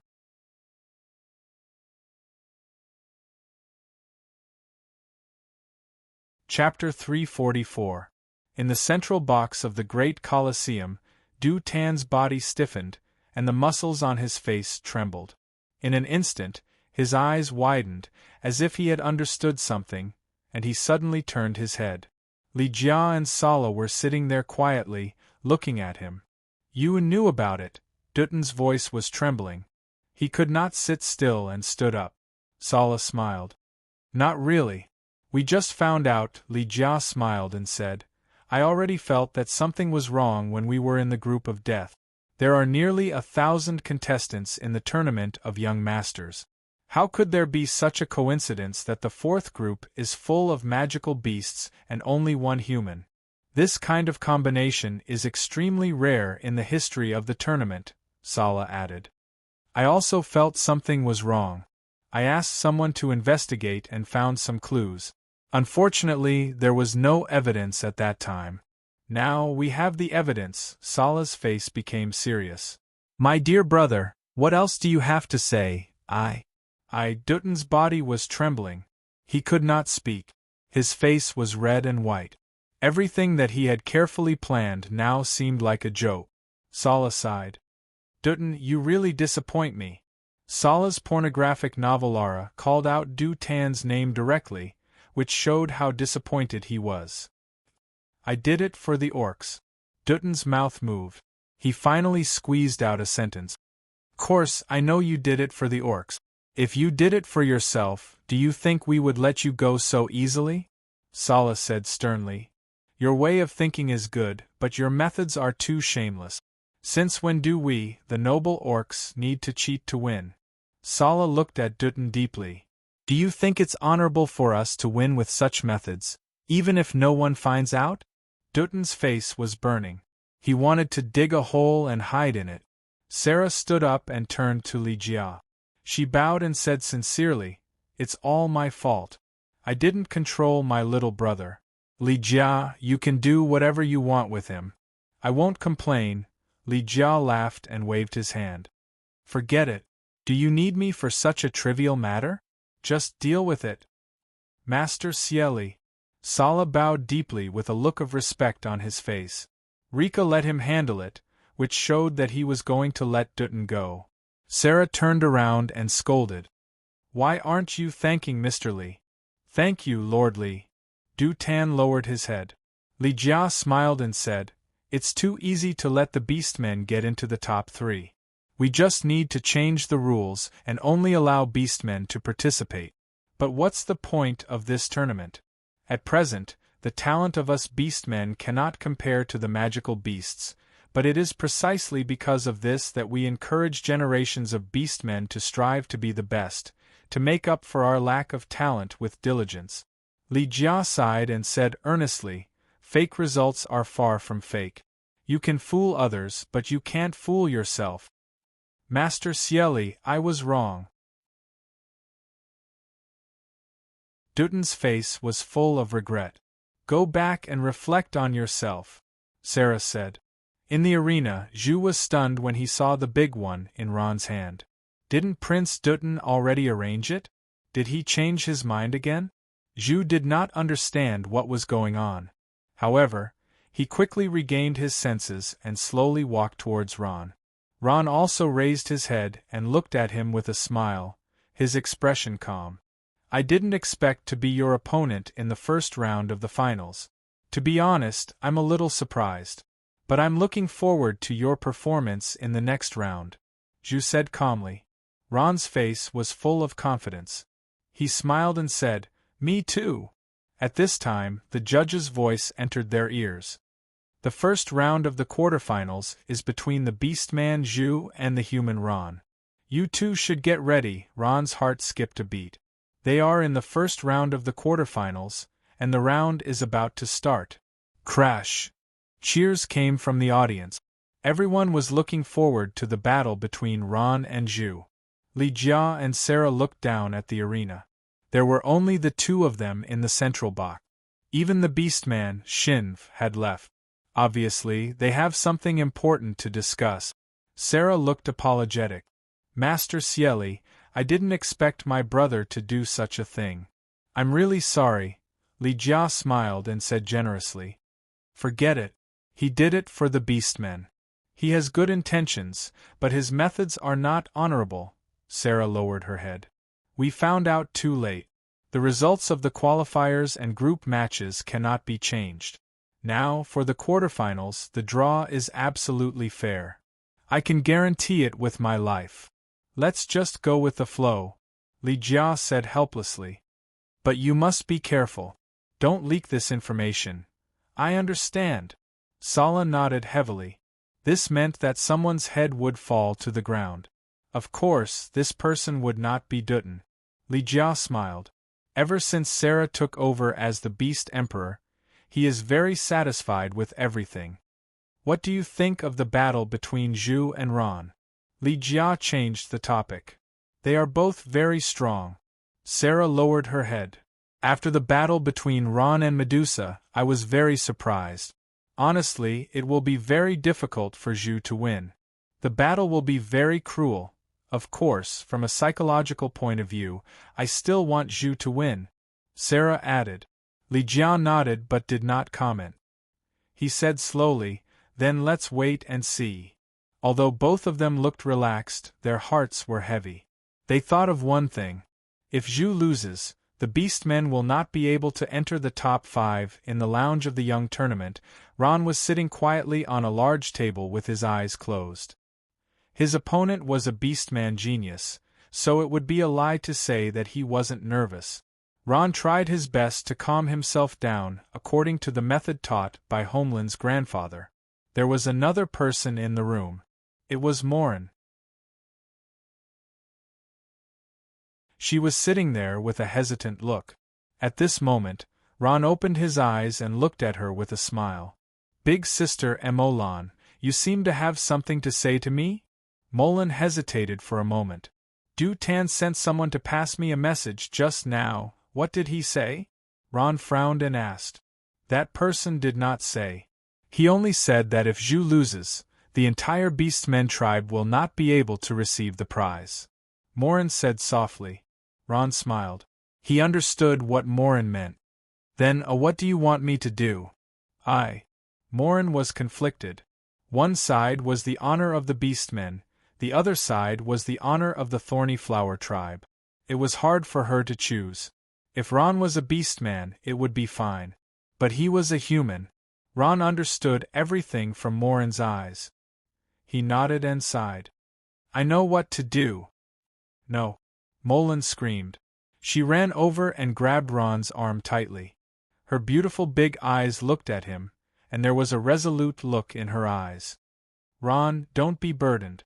Really, I regret telling you this. Ron, stay away. No matter what the situation is, you must do your best to obtain the victory that belongs to you. Do your best. Do your best. The first match of the top 8 was between Win Knight Zhu and Necromancer Ron. One was the young genius of the Beastmen tribe, and the other was a mysterious expert who practiced necromancy magic. Their battle would be intense. Before the match even started, the spectators in the Colosseum were already shouting at the top of their lungs. Who do you think will win? Nonsense, of course it will be the young genius of the Beastmen tribe, Win Knight Zhu, but that Ron is also very strong. The audience spoke one after another.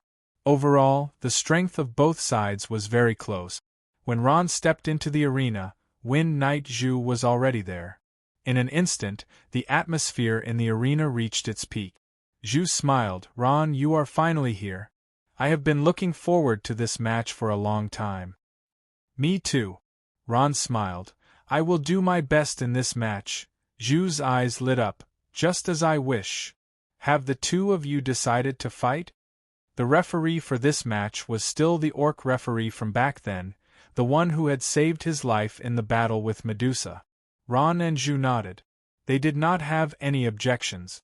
Then, once you hear the command, the competition can begin. The Beastman referee retreated far away. As a referee for the top 8 matches, there is a lot of pressure. Because both sides are strong, sometimes the referee will be affected. Begin.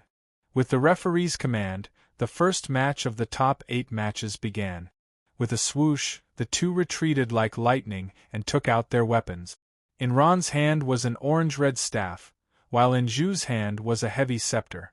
The tip of the scepter was as sharp as a blade, and it was surrounded by a dark golden glow. This was a close-range scepter. In Zhu's hand, it could be used for close combat and also cast magic. Ron, I have a body that cultivates both magic and martial arts. Be careful. Zhu held the scepter in one hand and a huge shield in the other as he spoke arrogantly. What a coincidence, I have the same. Ron smiled, then his face sank. I am going to attack. Come. Zhu was not to be outdone. Slowly taking a deep breath, Ron lowered his bone scepter and muttered. Ka, ka, ka. Countless skeleton warriors crawled up from the dark ground. Their eyes glowed with a faint green light as they let out heart-trembling howls.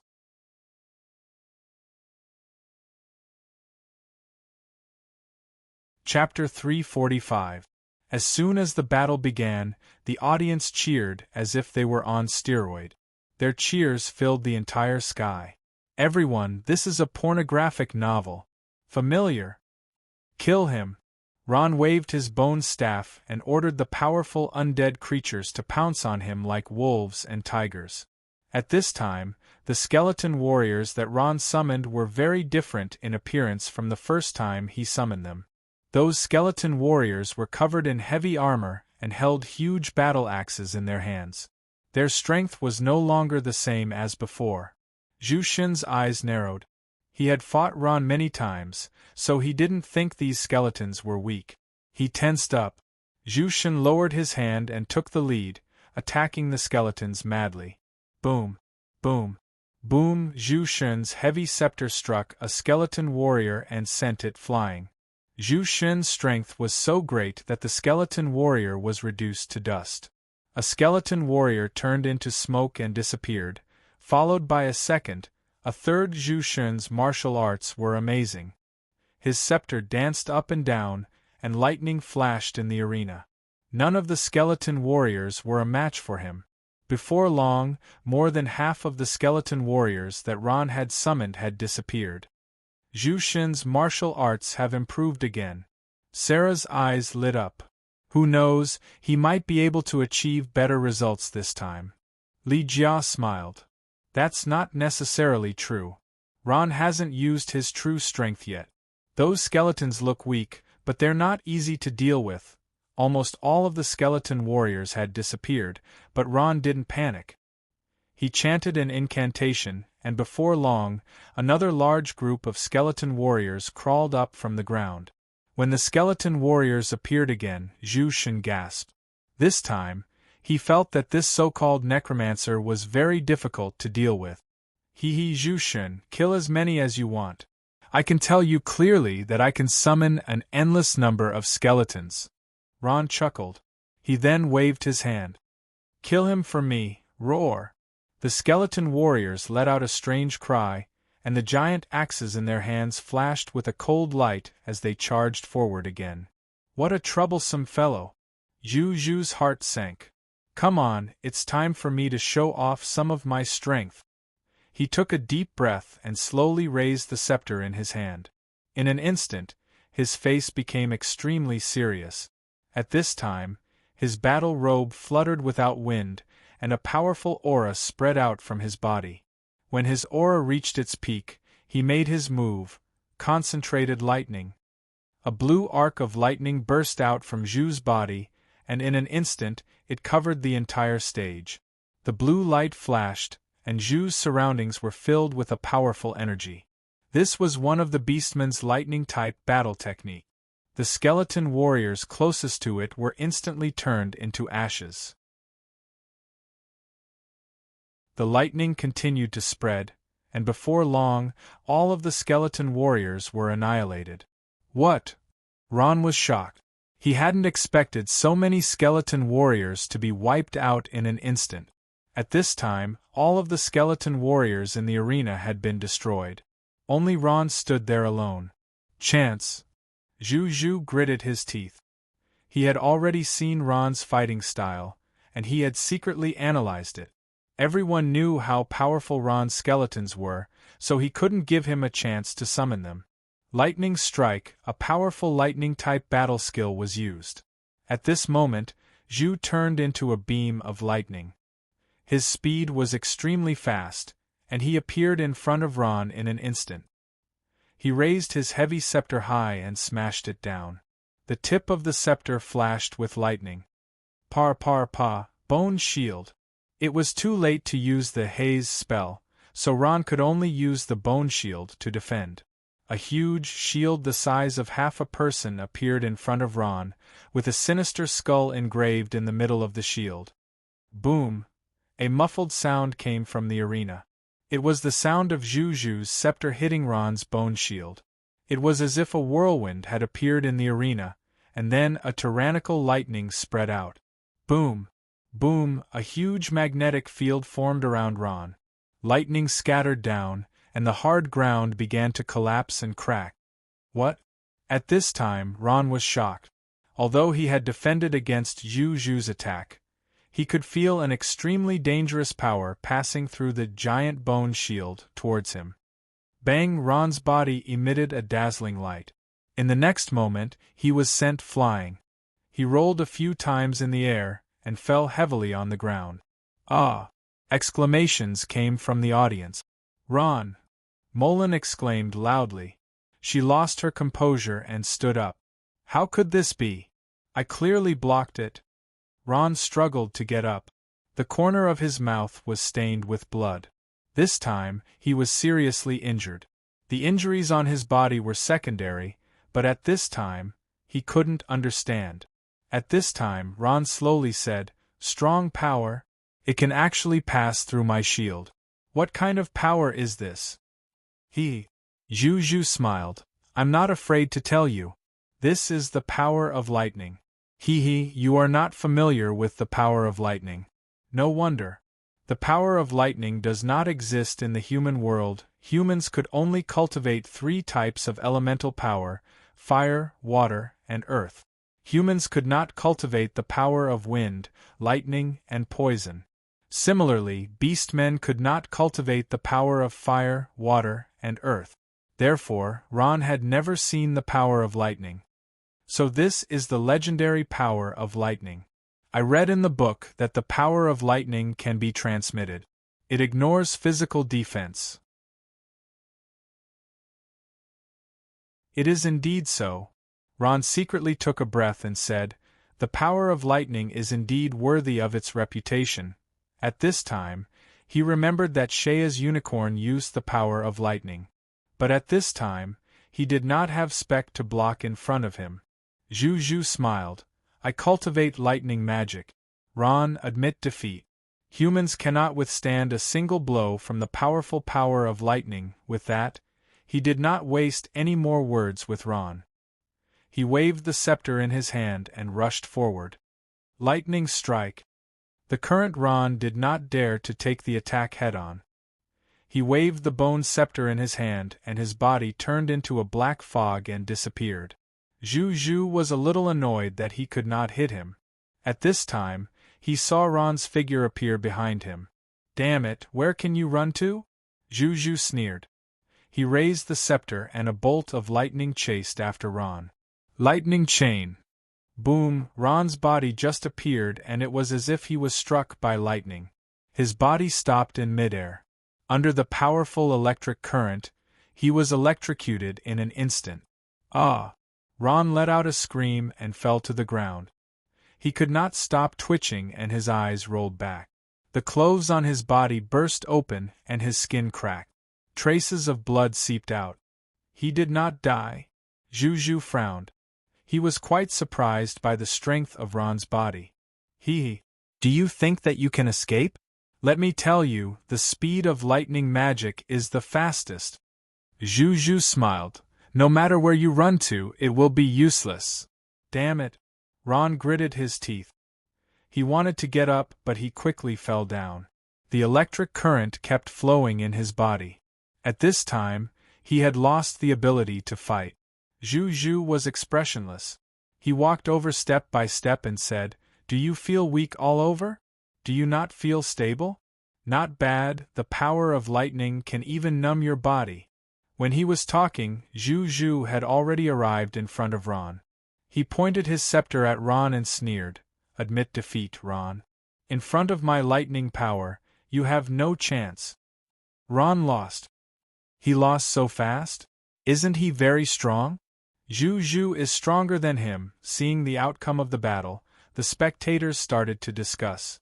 At the same time, their eyes flashed with disappointment. They were disappointed with Ron's strength. They had expected an evenly matched battle. But in just a short while, the outcome of the battle was decided. At this time, thunderous applause sounded. Everyone was cheering for Zhu Zhu's victory. The spectators in the Colosseum were all beastmen. Zhu Zhu's victory was expected. Morin heaved a sigh of relief. She had a complicated look in her eyes. She was disappointed and happy at the same time. No one knew if this feeling was bitter or sweet.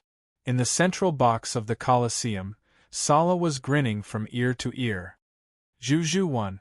To be honest, I did not expect him to win so easily. Li Jia was not as optimistic as Sala. He frowned and said, "Did he really win? That human does not look like someone easy to deal with." "Haha, Mr. Li Jia, you worry too much. The lightning element ignores all physical defenses, and it's the bane of most humans. Ron isn't familiar with this, so it's reasonable that he won." Sala chuckled. He looked even happier than if he had won the match. "I don't think it is that simple," Li Jia muttered. In the Colosseum, Ron gritted his teeth and tried to get up. But he collapsed again. "Damn it! My body is not listening to me."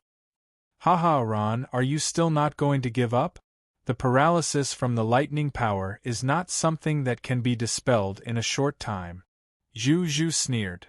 "If you do not surrender, I will not be polite. Don't forget, this is a competition. If you do not surrender, I have the right to kill you." Ron did not seem to hear Zhu Zhu. He was still struggling. Just then, the remaining lightning power in his body flashed, and he collapsed again. Ron's tenacity surprised Zhu Zhu. Zhu Zhu's eyes flashed fiercely. "Come, you are not going to give up. Since you want me to kill you, there is no other way." In the box of the Colosseum, Morin had already covered her mouth. Her eyes were filled with tears. "Ron, surrender now. If you don't surrender now, Zhu will really kill you. Surrender now." Basara, Raindrop, and the others' hearts were already in their throats. Zhu Zhu was about to make his move. He did not want to delay any longer. He raised his scepter with a sinister smile. Lightning flashed at the top of his scepter. He sneered and smashed it towards Ron's head. At this time, Ron suddenly raised his head. His eyes had turned green. It was very strange. Soul ignition.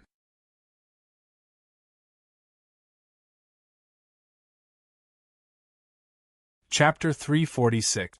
A powerful soul power burst out in an instant, causing Ron, who was on the verge of death, to become as lively as a dragon and as lively as a tiger. He quickly retreated and escaped from Zhu's grasp. How could this be? Zhu's face turned serious. He could feel that Ron's strength had become abnormal. In just an instant, his strength had increased by a few times. "You want me to surrender? It's not that easy," Ron shouted coldly. At this moment, his body was burning with a raging fighting spirit, and his pitch-black eyes had turned green. "Haha, Ron, it's useless to fight on the verge of death. You are not my opponent." Zhu sneered, and the scepter in his hand flashed with a spark of electricity. Ron said coldly, "You are still talking big when you are about to die." Turn around. In fact, even without Ron's words, Zhu had already felt the movement behind him. A sense of danger filled his body and mind. A terrifying power spread throughout the arena. Zhu turned his head slightly.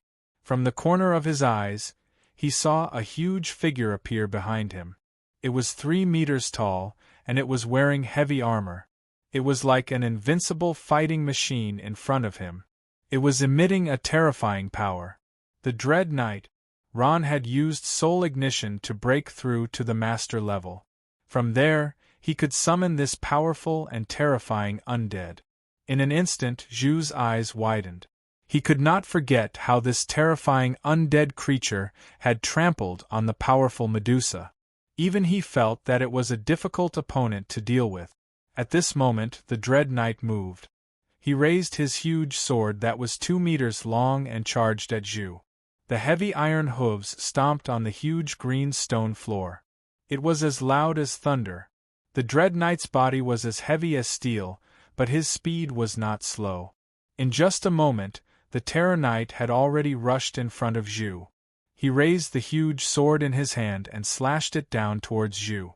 Zhu did not dare to be slow. He quickly raised the huge shield in his left hand to block the Dread Knight's attack. Asterisk clang. Asterisk a loud sound was heard. It was deafening. It showed how powerful the Dread Knight's attack was. Zhu felt a huge force coming from the shield. His hand was almost unable to hold the shield steadily. The green stone under his feet had already shattered into countless pieces. The cracks spread out like a spider. Lightning strike. Zhu gritted his teeth. He would not wait for death. He used the same trick again. He swung his heavy scepter at the Dread Knight. Asterisk boom. Asterisk a powerful lightning bolt exploded. The entire arena was filled with blue sparks, the lightning bolts on the ground. Even the fist-sized rocks were thrown into the air. At this moment, Zhu's eyes widened. His eyes were filled with disbelief.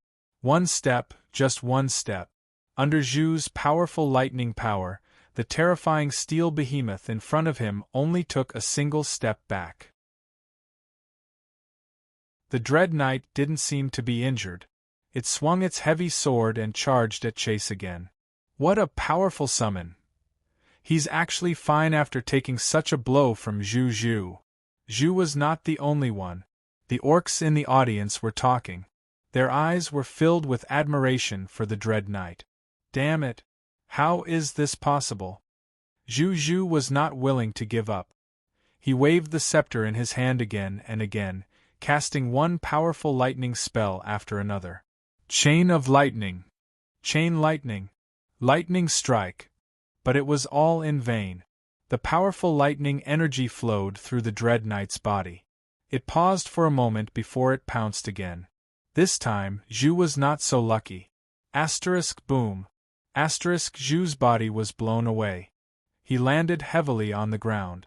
The powerful strength and heavy body made up the Dread Knight's most deadly weapon. It also had a nightmarish defense.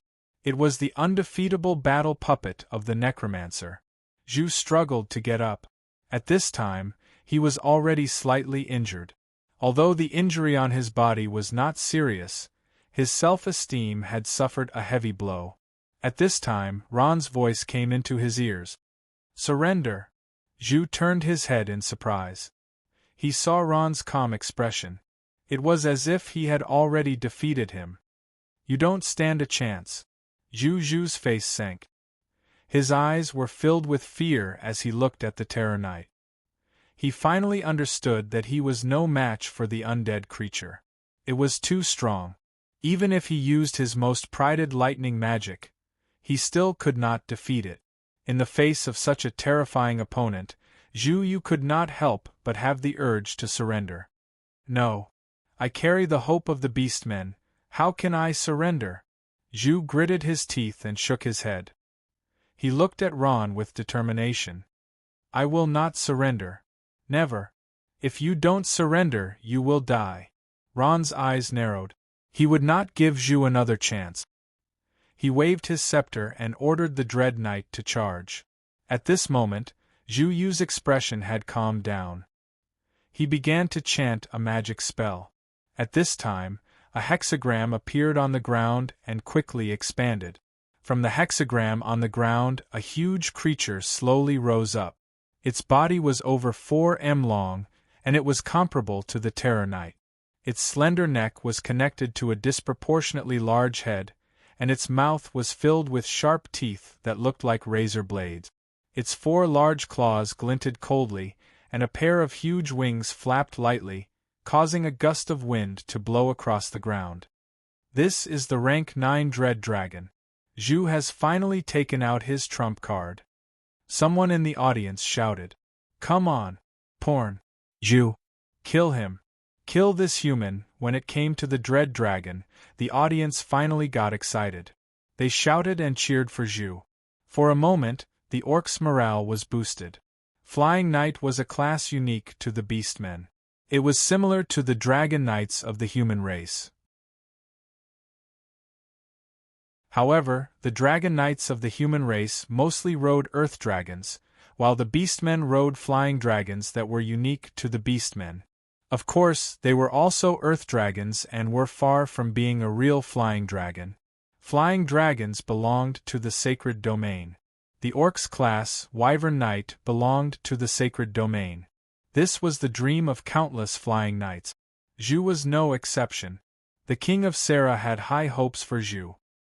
He believed that Zhu was destined to become a Wyvern Knight. With his current talent, it was only a matter of time before he became a Wyvern Knight. Even the Dread Dragon was one of the strongest among the land dragons.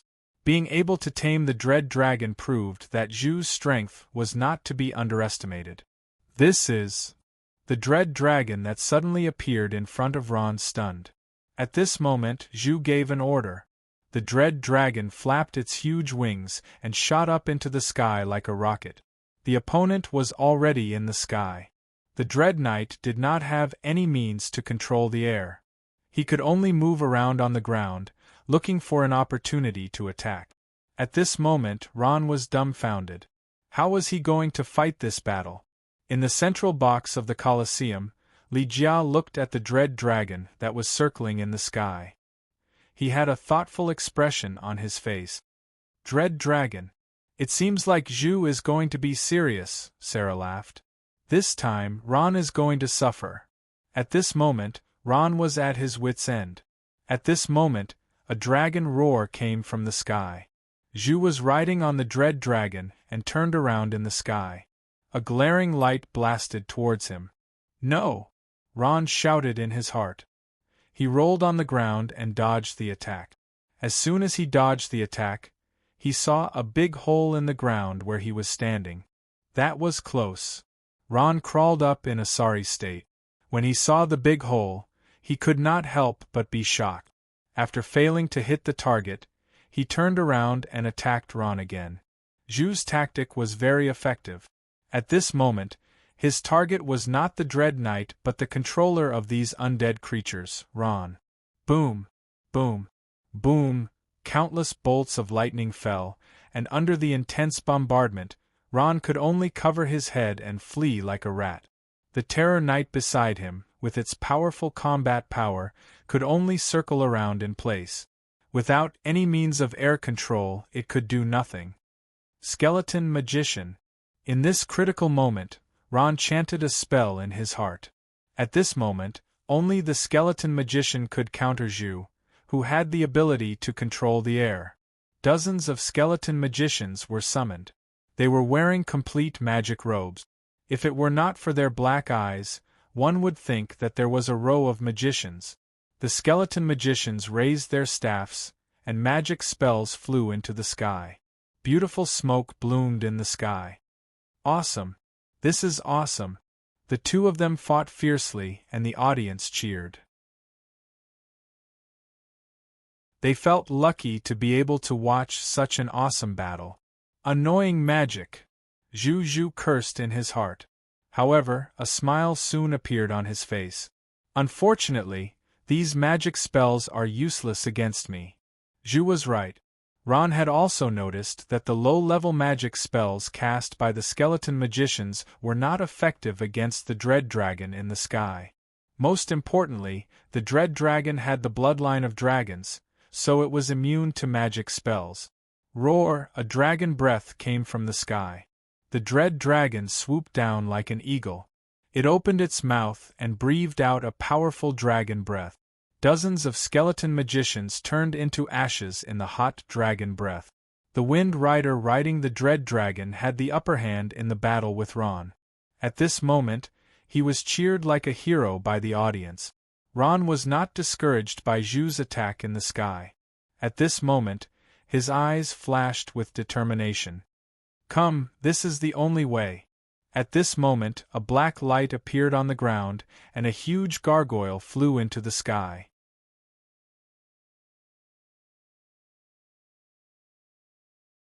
Chapter 347. You guys. That human is flying too. The spectators are pointing at Ron, who is flying in the sky. Many of them are envious of him. Other than some special classes, those who can fly in the sky must have the strength of a master. Uploaded by a friend == This bastard can fly too? Zhu Yu was stunned for a moment, but he calmed down quickly. Very good. Let's get rid of him once and for all, Zhu sneered. He clamped his legs and rode the hunting dragon towards Ron. Boom! Ron and Zhu Yu exchanged blows, but neither of them had the upper hand. Both of them flew past each other, and a gust of wind blew in the sky. Zhu turned around and pounced at Ron again. Ron finally felt that something was wrong when he saw Zhu charging at him again. Compared to the slow gargoyles, the hunting dragon is too fast. It is so fast that Zhu Yu does not even have time to block it. Zhu Yu attacked again, and Ron was at a disadvantage. His body tilted, and he almost fell. Zhu Yu smiled. Ron, you are going to lose. My mount, the hunting dragon, is the overlord of the sky. How can you be my opponent when you are riding on this slow thing? A knight with a mount is at least 30% stronger, and Zhu Yu's confidence is inflated. On the other hand, Ron's gargoyles did not have any buff. With this comparison, the situation is even worse for Ron. How about a few more? Ron did not want to be outdone. He waved his orange staff of inheritance. Black shadows flashed around him, and 5 gargoyles appeared out of nowhere. They screamed and pounced on Chase, who was riding on the hunting dragon. Damn! Why are there so many of them? Zhu Yu frowned when he saw the situation. At this time, the hunting dragon opened its mouth and breathed out a dragon breath. Boom! One of the gargoyles was burned to ashes. Zhu Yu did the same thing. In just a moment, the gargoyles that were not as fast and powerful as the hunting dragon were all wiped out. Zhu laughed out loud.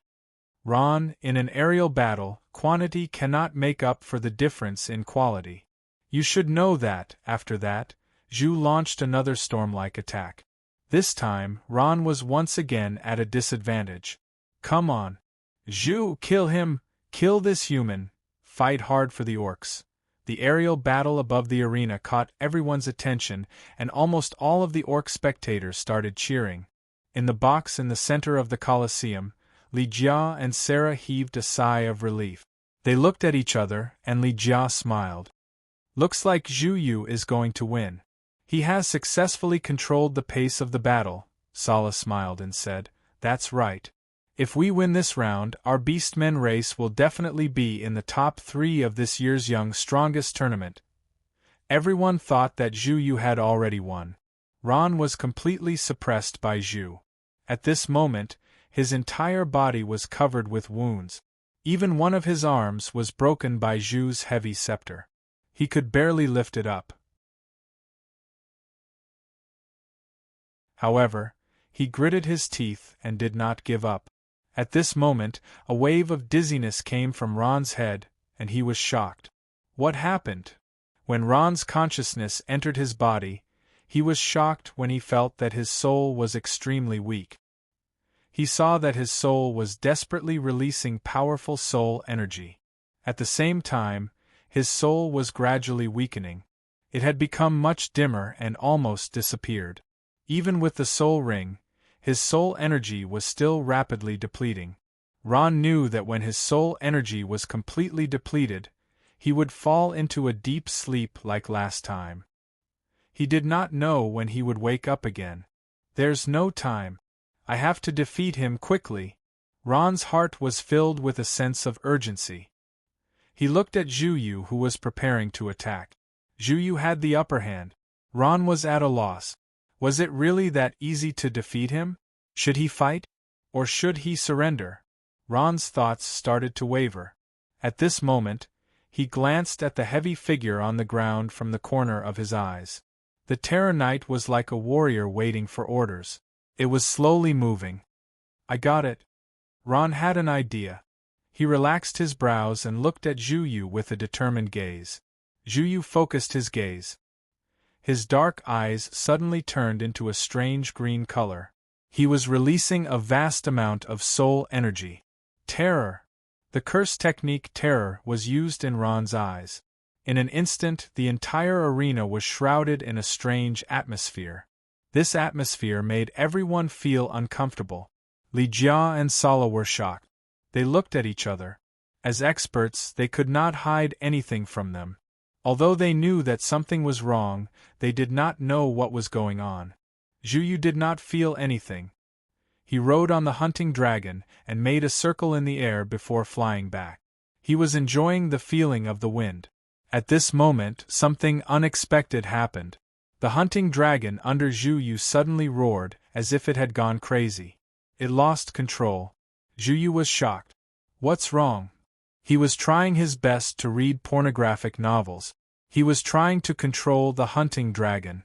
At this moment, a black shadow flashed beside him. He did not know when Ron appeared on the hunting dragon's back. He was holding a short bone spear and was thrusting it towards Zhu Yu. Are you crazy? Zhu Yu's gaze became aghast. He was shocked by Ron's desperate actions. They were more than 200 meters in the air. On one side was the hunting dragon that had lost control. On the other side was Ron, who was attacking crazily. If they were to fall, they would be seriously injured even if they did not die. No one would be able to escape. Ah! Everyone in the arena exclaimed. Everyone's heart was in their throat as they looked at the dangerous scene in the sky. Ron was not crazy. He was clear-headed. The only way to defeat Zhu Yu, who had the advantage in the air, was to land him on the ground. He gritted his teeth and thrusted his bone spear at lightning speed. Zhu Yu used his shield to block Ron's attack. That short bone spear was extremely dangerous in his eyes. Ron's attack made Zhu Yu unable to control the hunting dragon. At this moment, the hunting dragon that was affected by Ron's curse screamed and started to fall. Boom! Zhu Yu could not control the hunting dragon anymore. The hunting dragon fell on the wall beside the arena. Ron and Zhu Yu were thrown out and fell heavily on the ground. Ah! There were exclamations from the audience, and everyone lost their composure. Even Li Jia and Sala could not hold it in and quickly walked to the railing to look down. This battle had reached the most critical moment. Both of them were badly injured and could not get up for a long time. You are crazy. The orc's body was stronger. Zhu Yu was the first to get up. He gritted his teeth and said, I will kill you. Ron, on the other hand, was not so lucky. He still could not get up. His broken arm was in excruciating pain. Ron smiled and sat on the ground. Zhu Yu, surrender. You have no chance. What? Zhu Yu frowned. At this moment, he felt a chill in his heart. He turned his head and was shocked. The Dread Knight's huge body was behind him. The Dread Knight's masked face revealed two green eyes. The Dread Knight was staring at him coldly. The Dread Knight's long sword was raised high and was ready to slash down. The gigantic huntress dragon was lying on the side, looking like it was dying. When it fell, it was heavily hit by the Terror Knight, who had been waiting for a long time.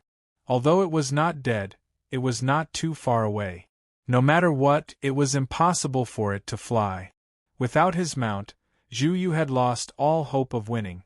Zhu Yu's face changed from shock to fear and then to helplessness. He turned his head and saw Ron looking at him. Ron was sitting on the ground with a faint smile on his face. He looked at Zhu Yu as if he had already defeated him. Zhu Yu smiled bitterly. Zhu smiled bitterly. He knew that he had lost his chance. He threw down the weapon in his hand and said helplessly and bitterly, Ron, you win. Sighs could be heard from the audience. They were all orcs. Their eyes were filled with regret. Just a little bit more and they would have won.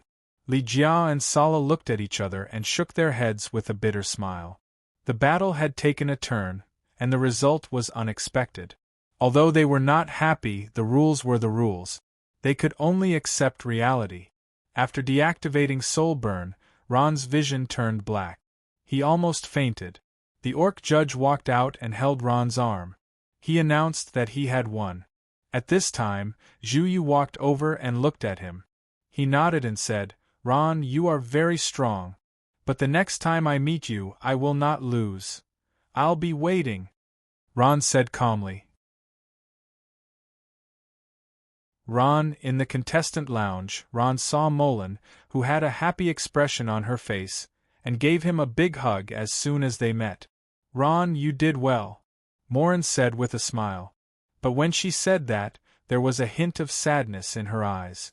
Morin had just returned from her grandfather and Uncle Sala's place. Although they did not say anything, Morin felt that they were very depressed. The orcs lost, and they lost to a human. Ron has successfully advanced to the next round. The Orc Empire's tournament of the strongest young masters will always have a tragic feeling.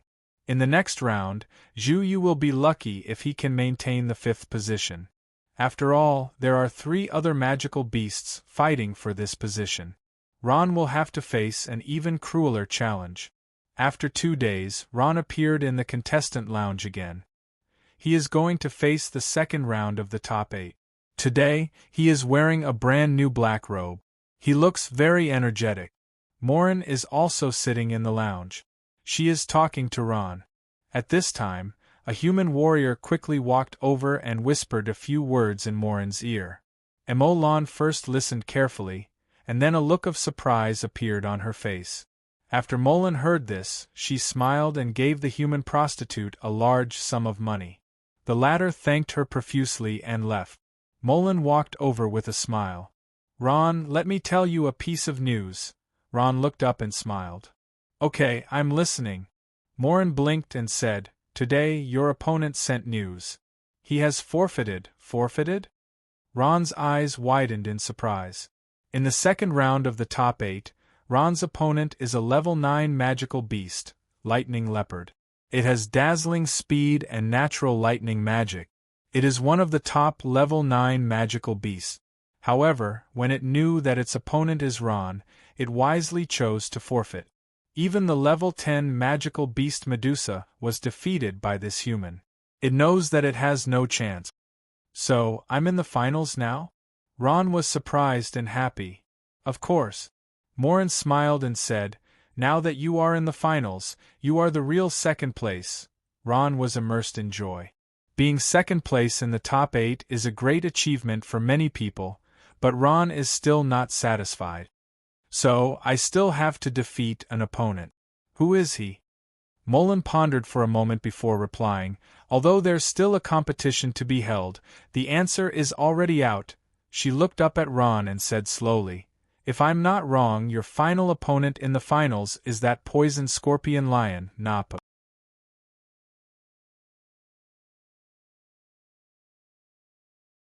Chapter 348. Today was the day of the finals of the Battle of the Strongest. The great Colosseum in the center of the Orc Emperor's capital, Zumur City, was already full of people. Not only were there seats, but even the corridors and railings were filled with spectators. Colorful flags floated in the air, like a pornographic novel. The atmosphere before the sun came, and the great Colosseum was filled with laughter and cheers. Today's finals were the focus of tens of thousands of people. Everyone was excitedly watching this exciting competition, but their attention was more focused on a single human.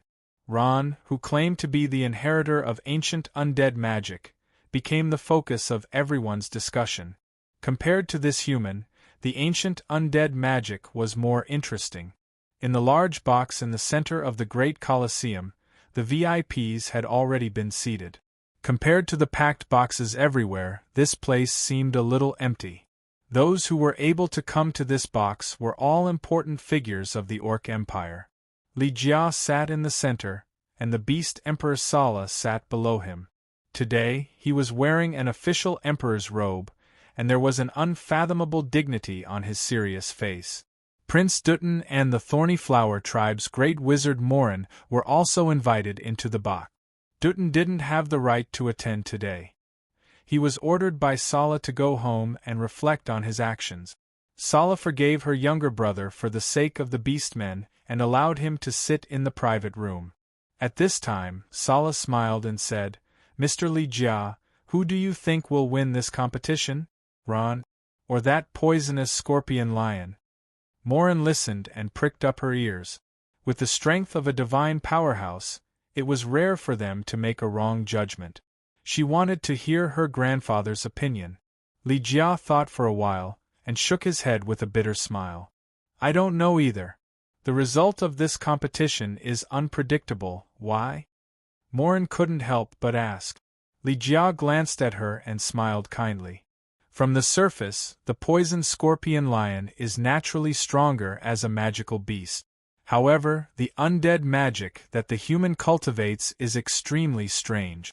It doesn't belong to any of the forces in the Noah continent. Because I don't understand it, I can't predict the outcome of the competition. Ever since that human joined the competition, he has been filled with mysteries. To be honest, I am also looking forward to his performance in the finals. He raised his head and looked at Morin. "Your thorny flower tribe is pretty good. You actually managed to find such an expert." Hearing her grandfather's praise for Ron, Morin felt sweet in her heart, and a smile appeared on her face. Dutton sat below the Beast Emperor. He took a deep breath and said, "What if that human called Ron wins?" When everyone heard this, their hearts skipped a beat. They thought that it wasn't impossible. In an instant, the atmosphere turned cold. Even Li Jia, who strongly advocated for a fair battle, still cared about the honor of the beastmen. Unfortunately, the most likely outcome was that Zhu Yi didn't advance to the finals. Something that the beastmen couldn't do, a human did. Although Li Jia didn't show it on the surface, he felt very uncomfortable in his heart. For the past few years, the beastmen have been the champions of the tournament of the strongest. It wouldn't be bad if there was a change this time. After a while, Li Jia laughed. He paused and laughed. "Let's not make wild guesses. Let's focus on the competition. The competition is about to start." Sarah couldn't help but shake her head and sigh. If only this Ron was a beastman. In the center of the arena, Ron was facing a strange-looking young man. The young man had a head of red hair, and it was very eye-catching. The red-haired young man was Napo. At this moment, he was smiling coldly. His dark red eyes were sizing up Ron. Ron did not show any signs of weakness as he stared back at Napo. The competition had not started, but the secret battle had already begun. Hostility filled the air, and both sides' auras kept increasing. It was as if they were entangled with each other, and neither side was willing to back down. The audience was already screaming at the top of their lungs, sending this highly anticipated match to the climax. The Beastman judge looked at the both of them and cursed his bad luck. He was still the host of this competition. He said, "Since both sides have no objections, let the competition begin." Following the judge's order, both sides took a few steps back. Na Po's face darkened and he sneered. "Finally, this battle has come. Ron, I promised you during the Cho signing ceremony that I will let you taste death." Ron smiled proudly and raised his staff of inheritance. "Come on. I'll be waiting." Nappa smiled and his face turned serious. He opened his mouth and let out a deep roar. At this moment, his entire body started to change. Countless strands of hair grew out of Na Po's body, and his entire body turned red. Nappa lay on the ground and kept roaring. At the same time, his body started to change. His 4 limbs became incomparably thick and strong, and huge claws extended out, constantly flashing with a cold light. His human-like face also turned into a lion's face, and on his muscular back, 2 huge row wings grew out. The most threatening part was its gigantic tail, which was even thicker than Ron's. The tip of its tail shone with a cold light, just like the tail of a scorpion. This was where the name of the venomous scorpion lion came from. Not long after, a 3-meter-tall, 5-meter-long lion-like creature appeared in front of Ron. It kept roaring and it emitted a terrifying aura. Roar. The transformed poison scorpion lion let out a long roar, and its aura spread in all directions. Fear spread like a plague, and some of the more courageous people were already trembling. In the central box, Sala took a deep breath and said, as expected of the powerful poisoned scorpion lion clan, "It's impossible." Seeing the might of the poisoned scorpion lion, Morin couldn't help but worry for Ron. Taking a deep breath, Ron calmed down. He slowly raised his bone staff and started to chant. A thin layer of soul power spread in the air, and not long after, rows of skeleton warriors and skeleton magicians crawled out from the ground. They were wearing neat armor, and looked like warriors who had returned from hell. Nappa sneered in disdain. "Ron, these broken things are useless against me." Then, he spread his wings and pounced forward like the wind. In an instant, he was in front of the skeleton warriors, and his huge claws slammed down. Boom! Dozens of skeleton warriors were sent flying in an instant. Those heavily armored fellows couldn't resist the poisoned scorpion lion at all, and they turned into ashes in the blink of an eye. When the skeleton warriors turned into black smoke and disappeared, Ron's heart tightened. He thought that the skeleton warriors might be defeated, but he didn't expect it to be so quickly. Bone prison! Ron clenched his teeth and waved the bone staff in his hand. A bone cage suddenly rose from the ground, trapping Nappa firmly inside. Ron's soul power was abnormally strong at this time, and even the bone prison was many times stronger.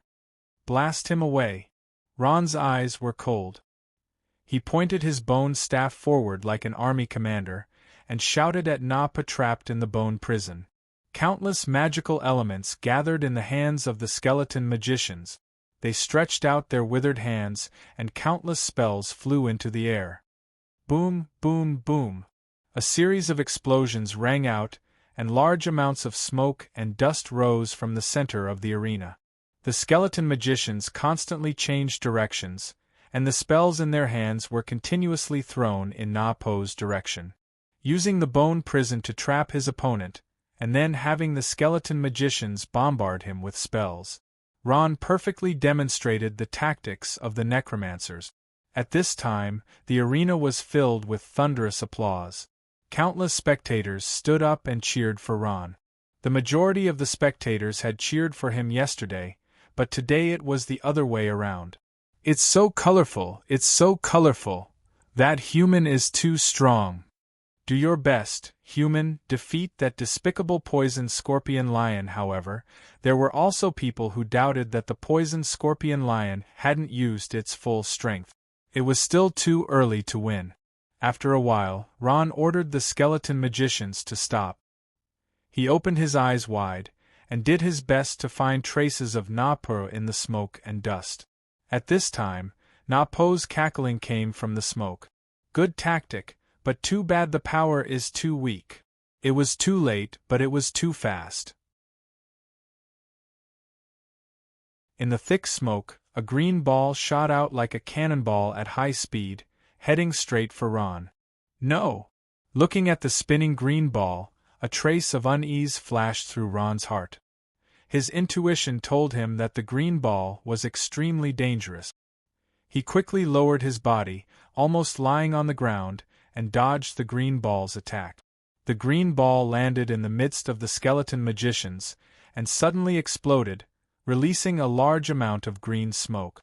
The green smoke had an extremely strong corrosive ability. As long as it came into contact with a little bit, it would corrode the entire body. The skeleton magicians that were enveloped in the smoke hissed and emitted large amounts of white smoke. In the blink of an eye, those skeleton magicians were completely corroded, and not a single bone was left. What is this thing?" Ron's eyes were filled with fear. This was the first time he had encountered such a terrifying power. At this time, Nappa slowly walked out of the smoke. There was not a single wound on his body. The weak skeleton prison was unable to trap him. The strange power with the strong corrosive ability was poison magic. In fact, Ron had encountered it before. For example, the poison arrow frogs. However, compared to the poison arrow frogs, the poison arrow frog's poison magic was like the difference between heaven and earth. This poison magic is really a headache. In the central box of the Colosseum, Sala shook her head, her eyes filled with sympathy for Ron. Although poison magic was not the strongest, it was definitely the most difficult to deal with. Even a sacred domain expert like Sala frowned when she saw poison magic. Ron gritted his teeth and waved his hand, summoning the Black Knight from the hexagram. Under the control of Ron's soul, the bone horse under the Black Knight reared its hooves and raised its spear, charging at Nappa. You still don't want to give up? Facing the powerful attack of the Black Knight, Nappa did not panic. He smiled faintly and spat out a mouthful of poisonous smoke at the charging Black Knight. Rustle!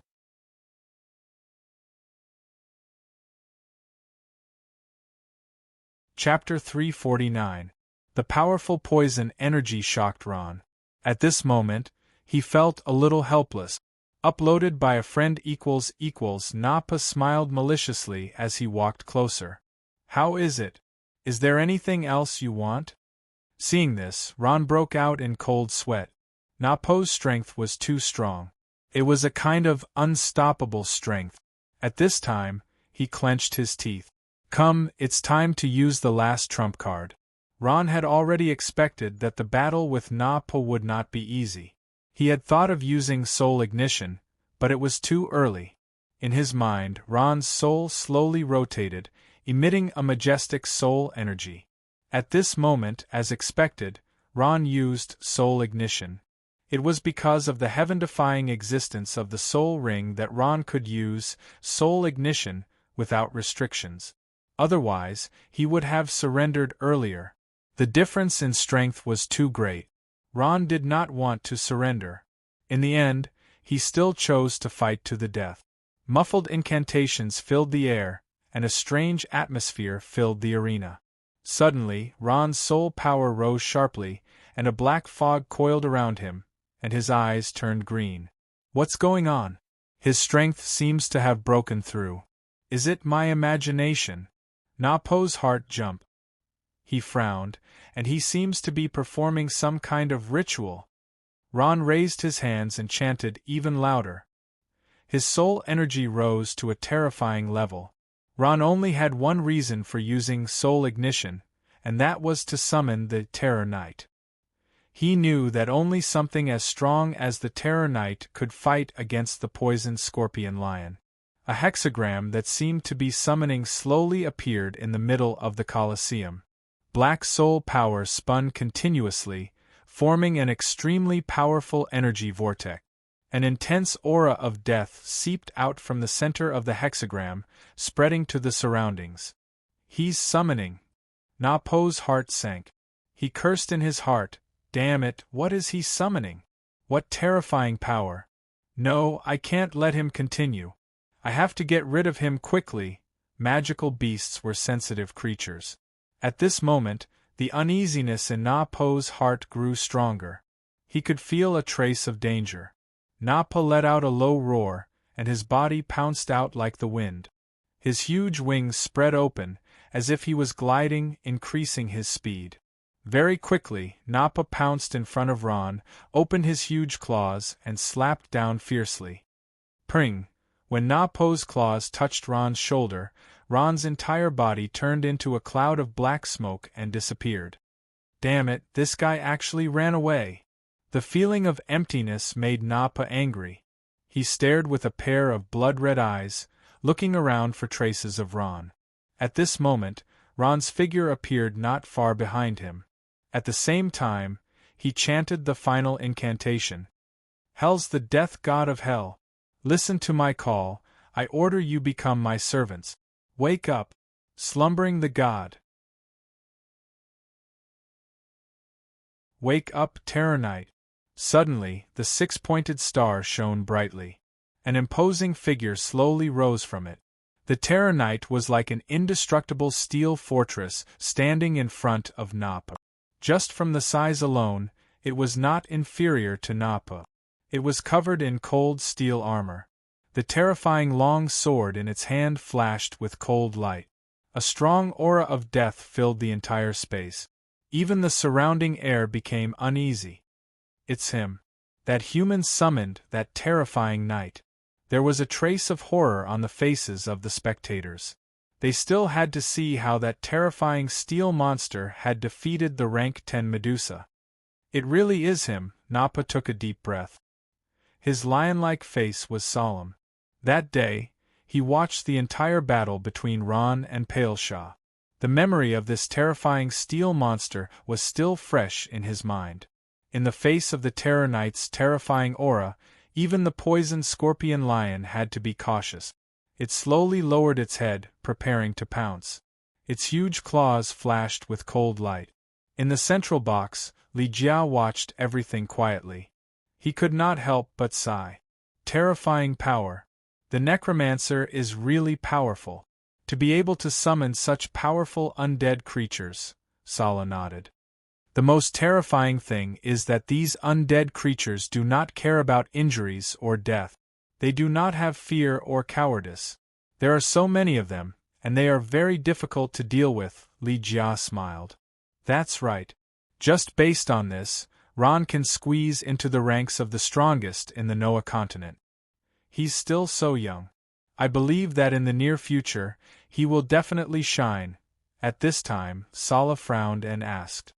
Li Jia, I've always been suspicious. I've seen many necromancers. From what I know, they are all trash with no fighting power. The skeletons they summon are weak. But why is this Ron different? Because he's using ancient necromancy magic, Li Jia said. Ancient necromancy magic? Sala's eyes flashed with shock. Li Jia smiled slightly. Seeing that everyone was confused, he slowly said, Of course, I'm not very clear about the details. Some things are based on what others say. Legend has it that in the ancient times, 100,000 years ago, necromancy magic was at its peak. The practitioners of necromancy magic were also the strongest existences. They were above all other races, including us orcs and elves. Even the powerful magical beasts today bow down to them. They were the true overlords. It's a pity that for some reason necromancy magic disappeared for a period of time. What's left is only legend. Li Jia sighed faintly. Li Jia was very slow, but everyone listened carefully. Haha. Since necromancy magic is so powerful, why did it disappear? As the overlords of the continent, who are they afraid of? This doesn't make sense. Dutton said disdainfully, I've always thought that it was just a legend. It existed to deceive people into learning necromancy magic, Li Jia smiled faintly. That era was too long ago, and no one knows what happened back then. I had the same thoughts as you before, thinking that necromancy was just an ethereal legend, a beautiful lie used to deceive people into learning necromancy. But ever since I've seen the strength of this human called Ron. Li Jia looked up at everyone and slowly said, I feel that it's not impossible for necromancy magic to dominate the continent in the ancient times. Li Jia's words made everyone fall silent. If all the necromancers in the ancient times had Ron's strength, it was indeed not impossible. Sala took a deep breath. Come, I understand a little. If I'm not wrong, the true necromancy magic disappeared for some reason 100,000 years ago. What was passed down was fake. No.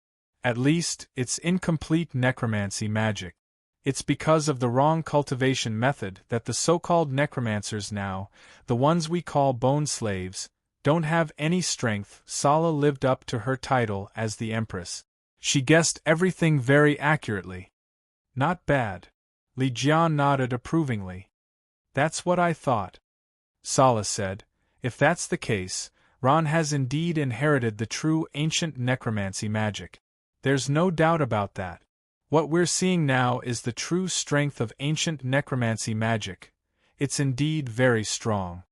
Li Jia quietly stared at Ron's thin figure in the arena and said slowly, I really can't imagine how strong this terrifying power would be if it reached the divine realm.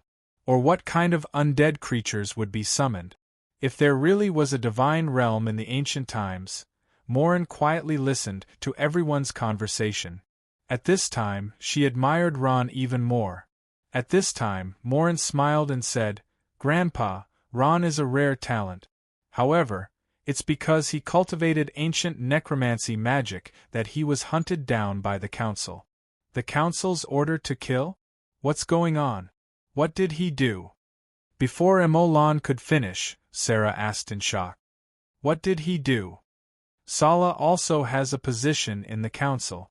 However, with his strength in the sacred domain, he can only be a council member. He was not present at the council that day, so he did not know the details. Li Jia smiled and said with a relaxed expression, "It's nothing. He only killed a powerhouse from the sacred domain." Killed a powerhouse from the sacred domain? This was the first time Sala and Du Tan heard of this, and they were shocked. Du Tan's face was full of disbelief as he muttered, "Impossible." "Impossible," Li Jia said. "Ron used a special method to refine the dead into corpses that could fight, and these corpses were very powerful. He even killed a powerhouse from the Holy See. I can't remember his name. The council issued the order to kill him because they believed that he cultivated necromancy magic to refine the dead into corpses. He was extremely disrespectful to the dead and extremely evil. That's why they sent the Holy See to enforce the law. It's a chance for them to take revenge, I see." Sala and Du Tan finally understood the ins and outs of the matter. At this time, they felt uneasy. Sala had long wanted to recruit Ron, but after hearing the news, he was very hesitant. He did not have the guts to protect an enemy of the Council. After all, the Council represented the power of the entire continent. At this time, Morin hesitated for a moment before she mustered her courage and said to Li Jiao, "Grandpa, can you help him remove the Council's order to kill him?" Morin gently shook Li Jia's hand as she pleaded. Sala also raised his head and looked at Li Jia questioningly. If Li Jia could get the Council to remove the order to kill, he planned to boldly use Ron, a rare talent. Even if it meant giving him an honorary position, he would still be willing to stay in the Orc Empire. Of course, this would inevitably offend some people. However, Sala was not afraid. He did not dare to offend the Council, but he would not take the Holy See seriously. Li Jia did not directly answer this question. Instead, he smiled and said, "The one who pushed for this is the vice-chairman of the Council, Hao Qin." After saying this, Li Jia did not say another word. Instead, he looked at the arena with a smile, as if he did not care about this matter at all. Seeing her grandpa like this, Morin did not dare to ask any more. She sighed, her heart filled with disappointment. Sala looked at Morin sympathetically. He naturally understood his niece's helplessness. Unfortunately, there were some things that he could not control.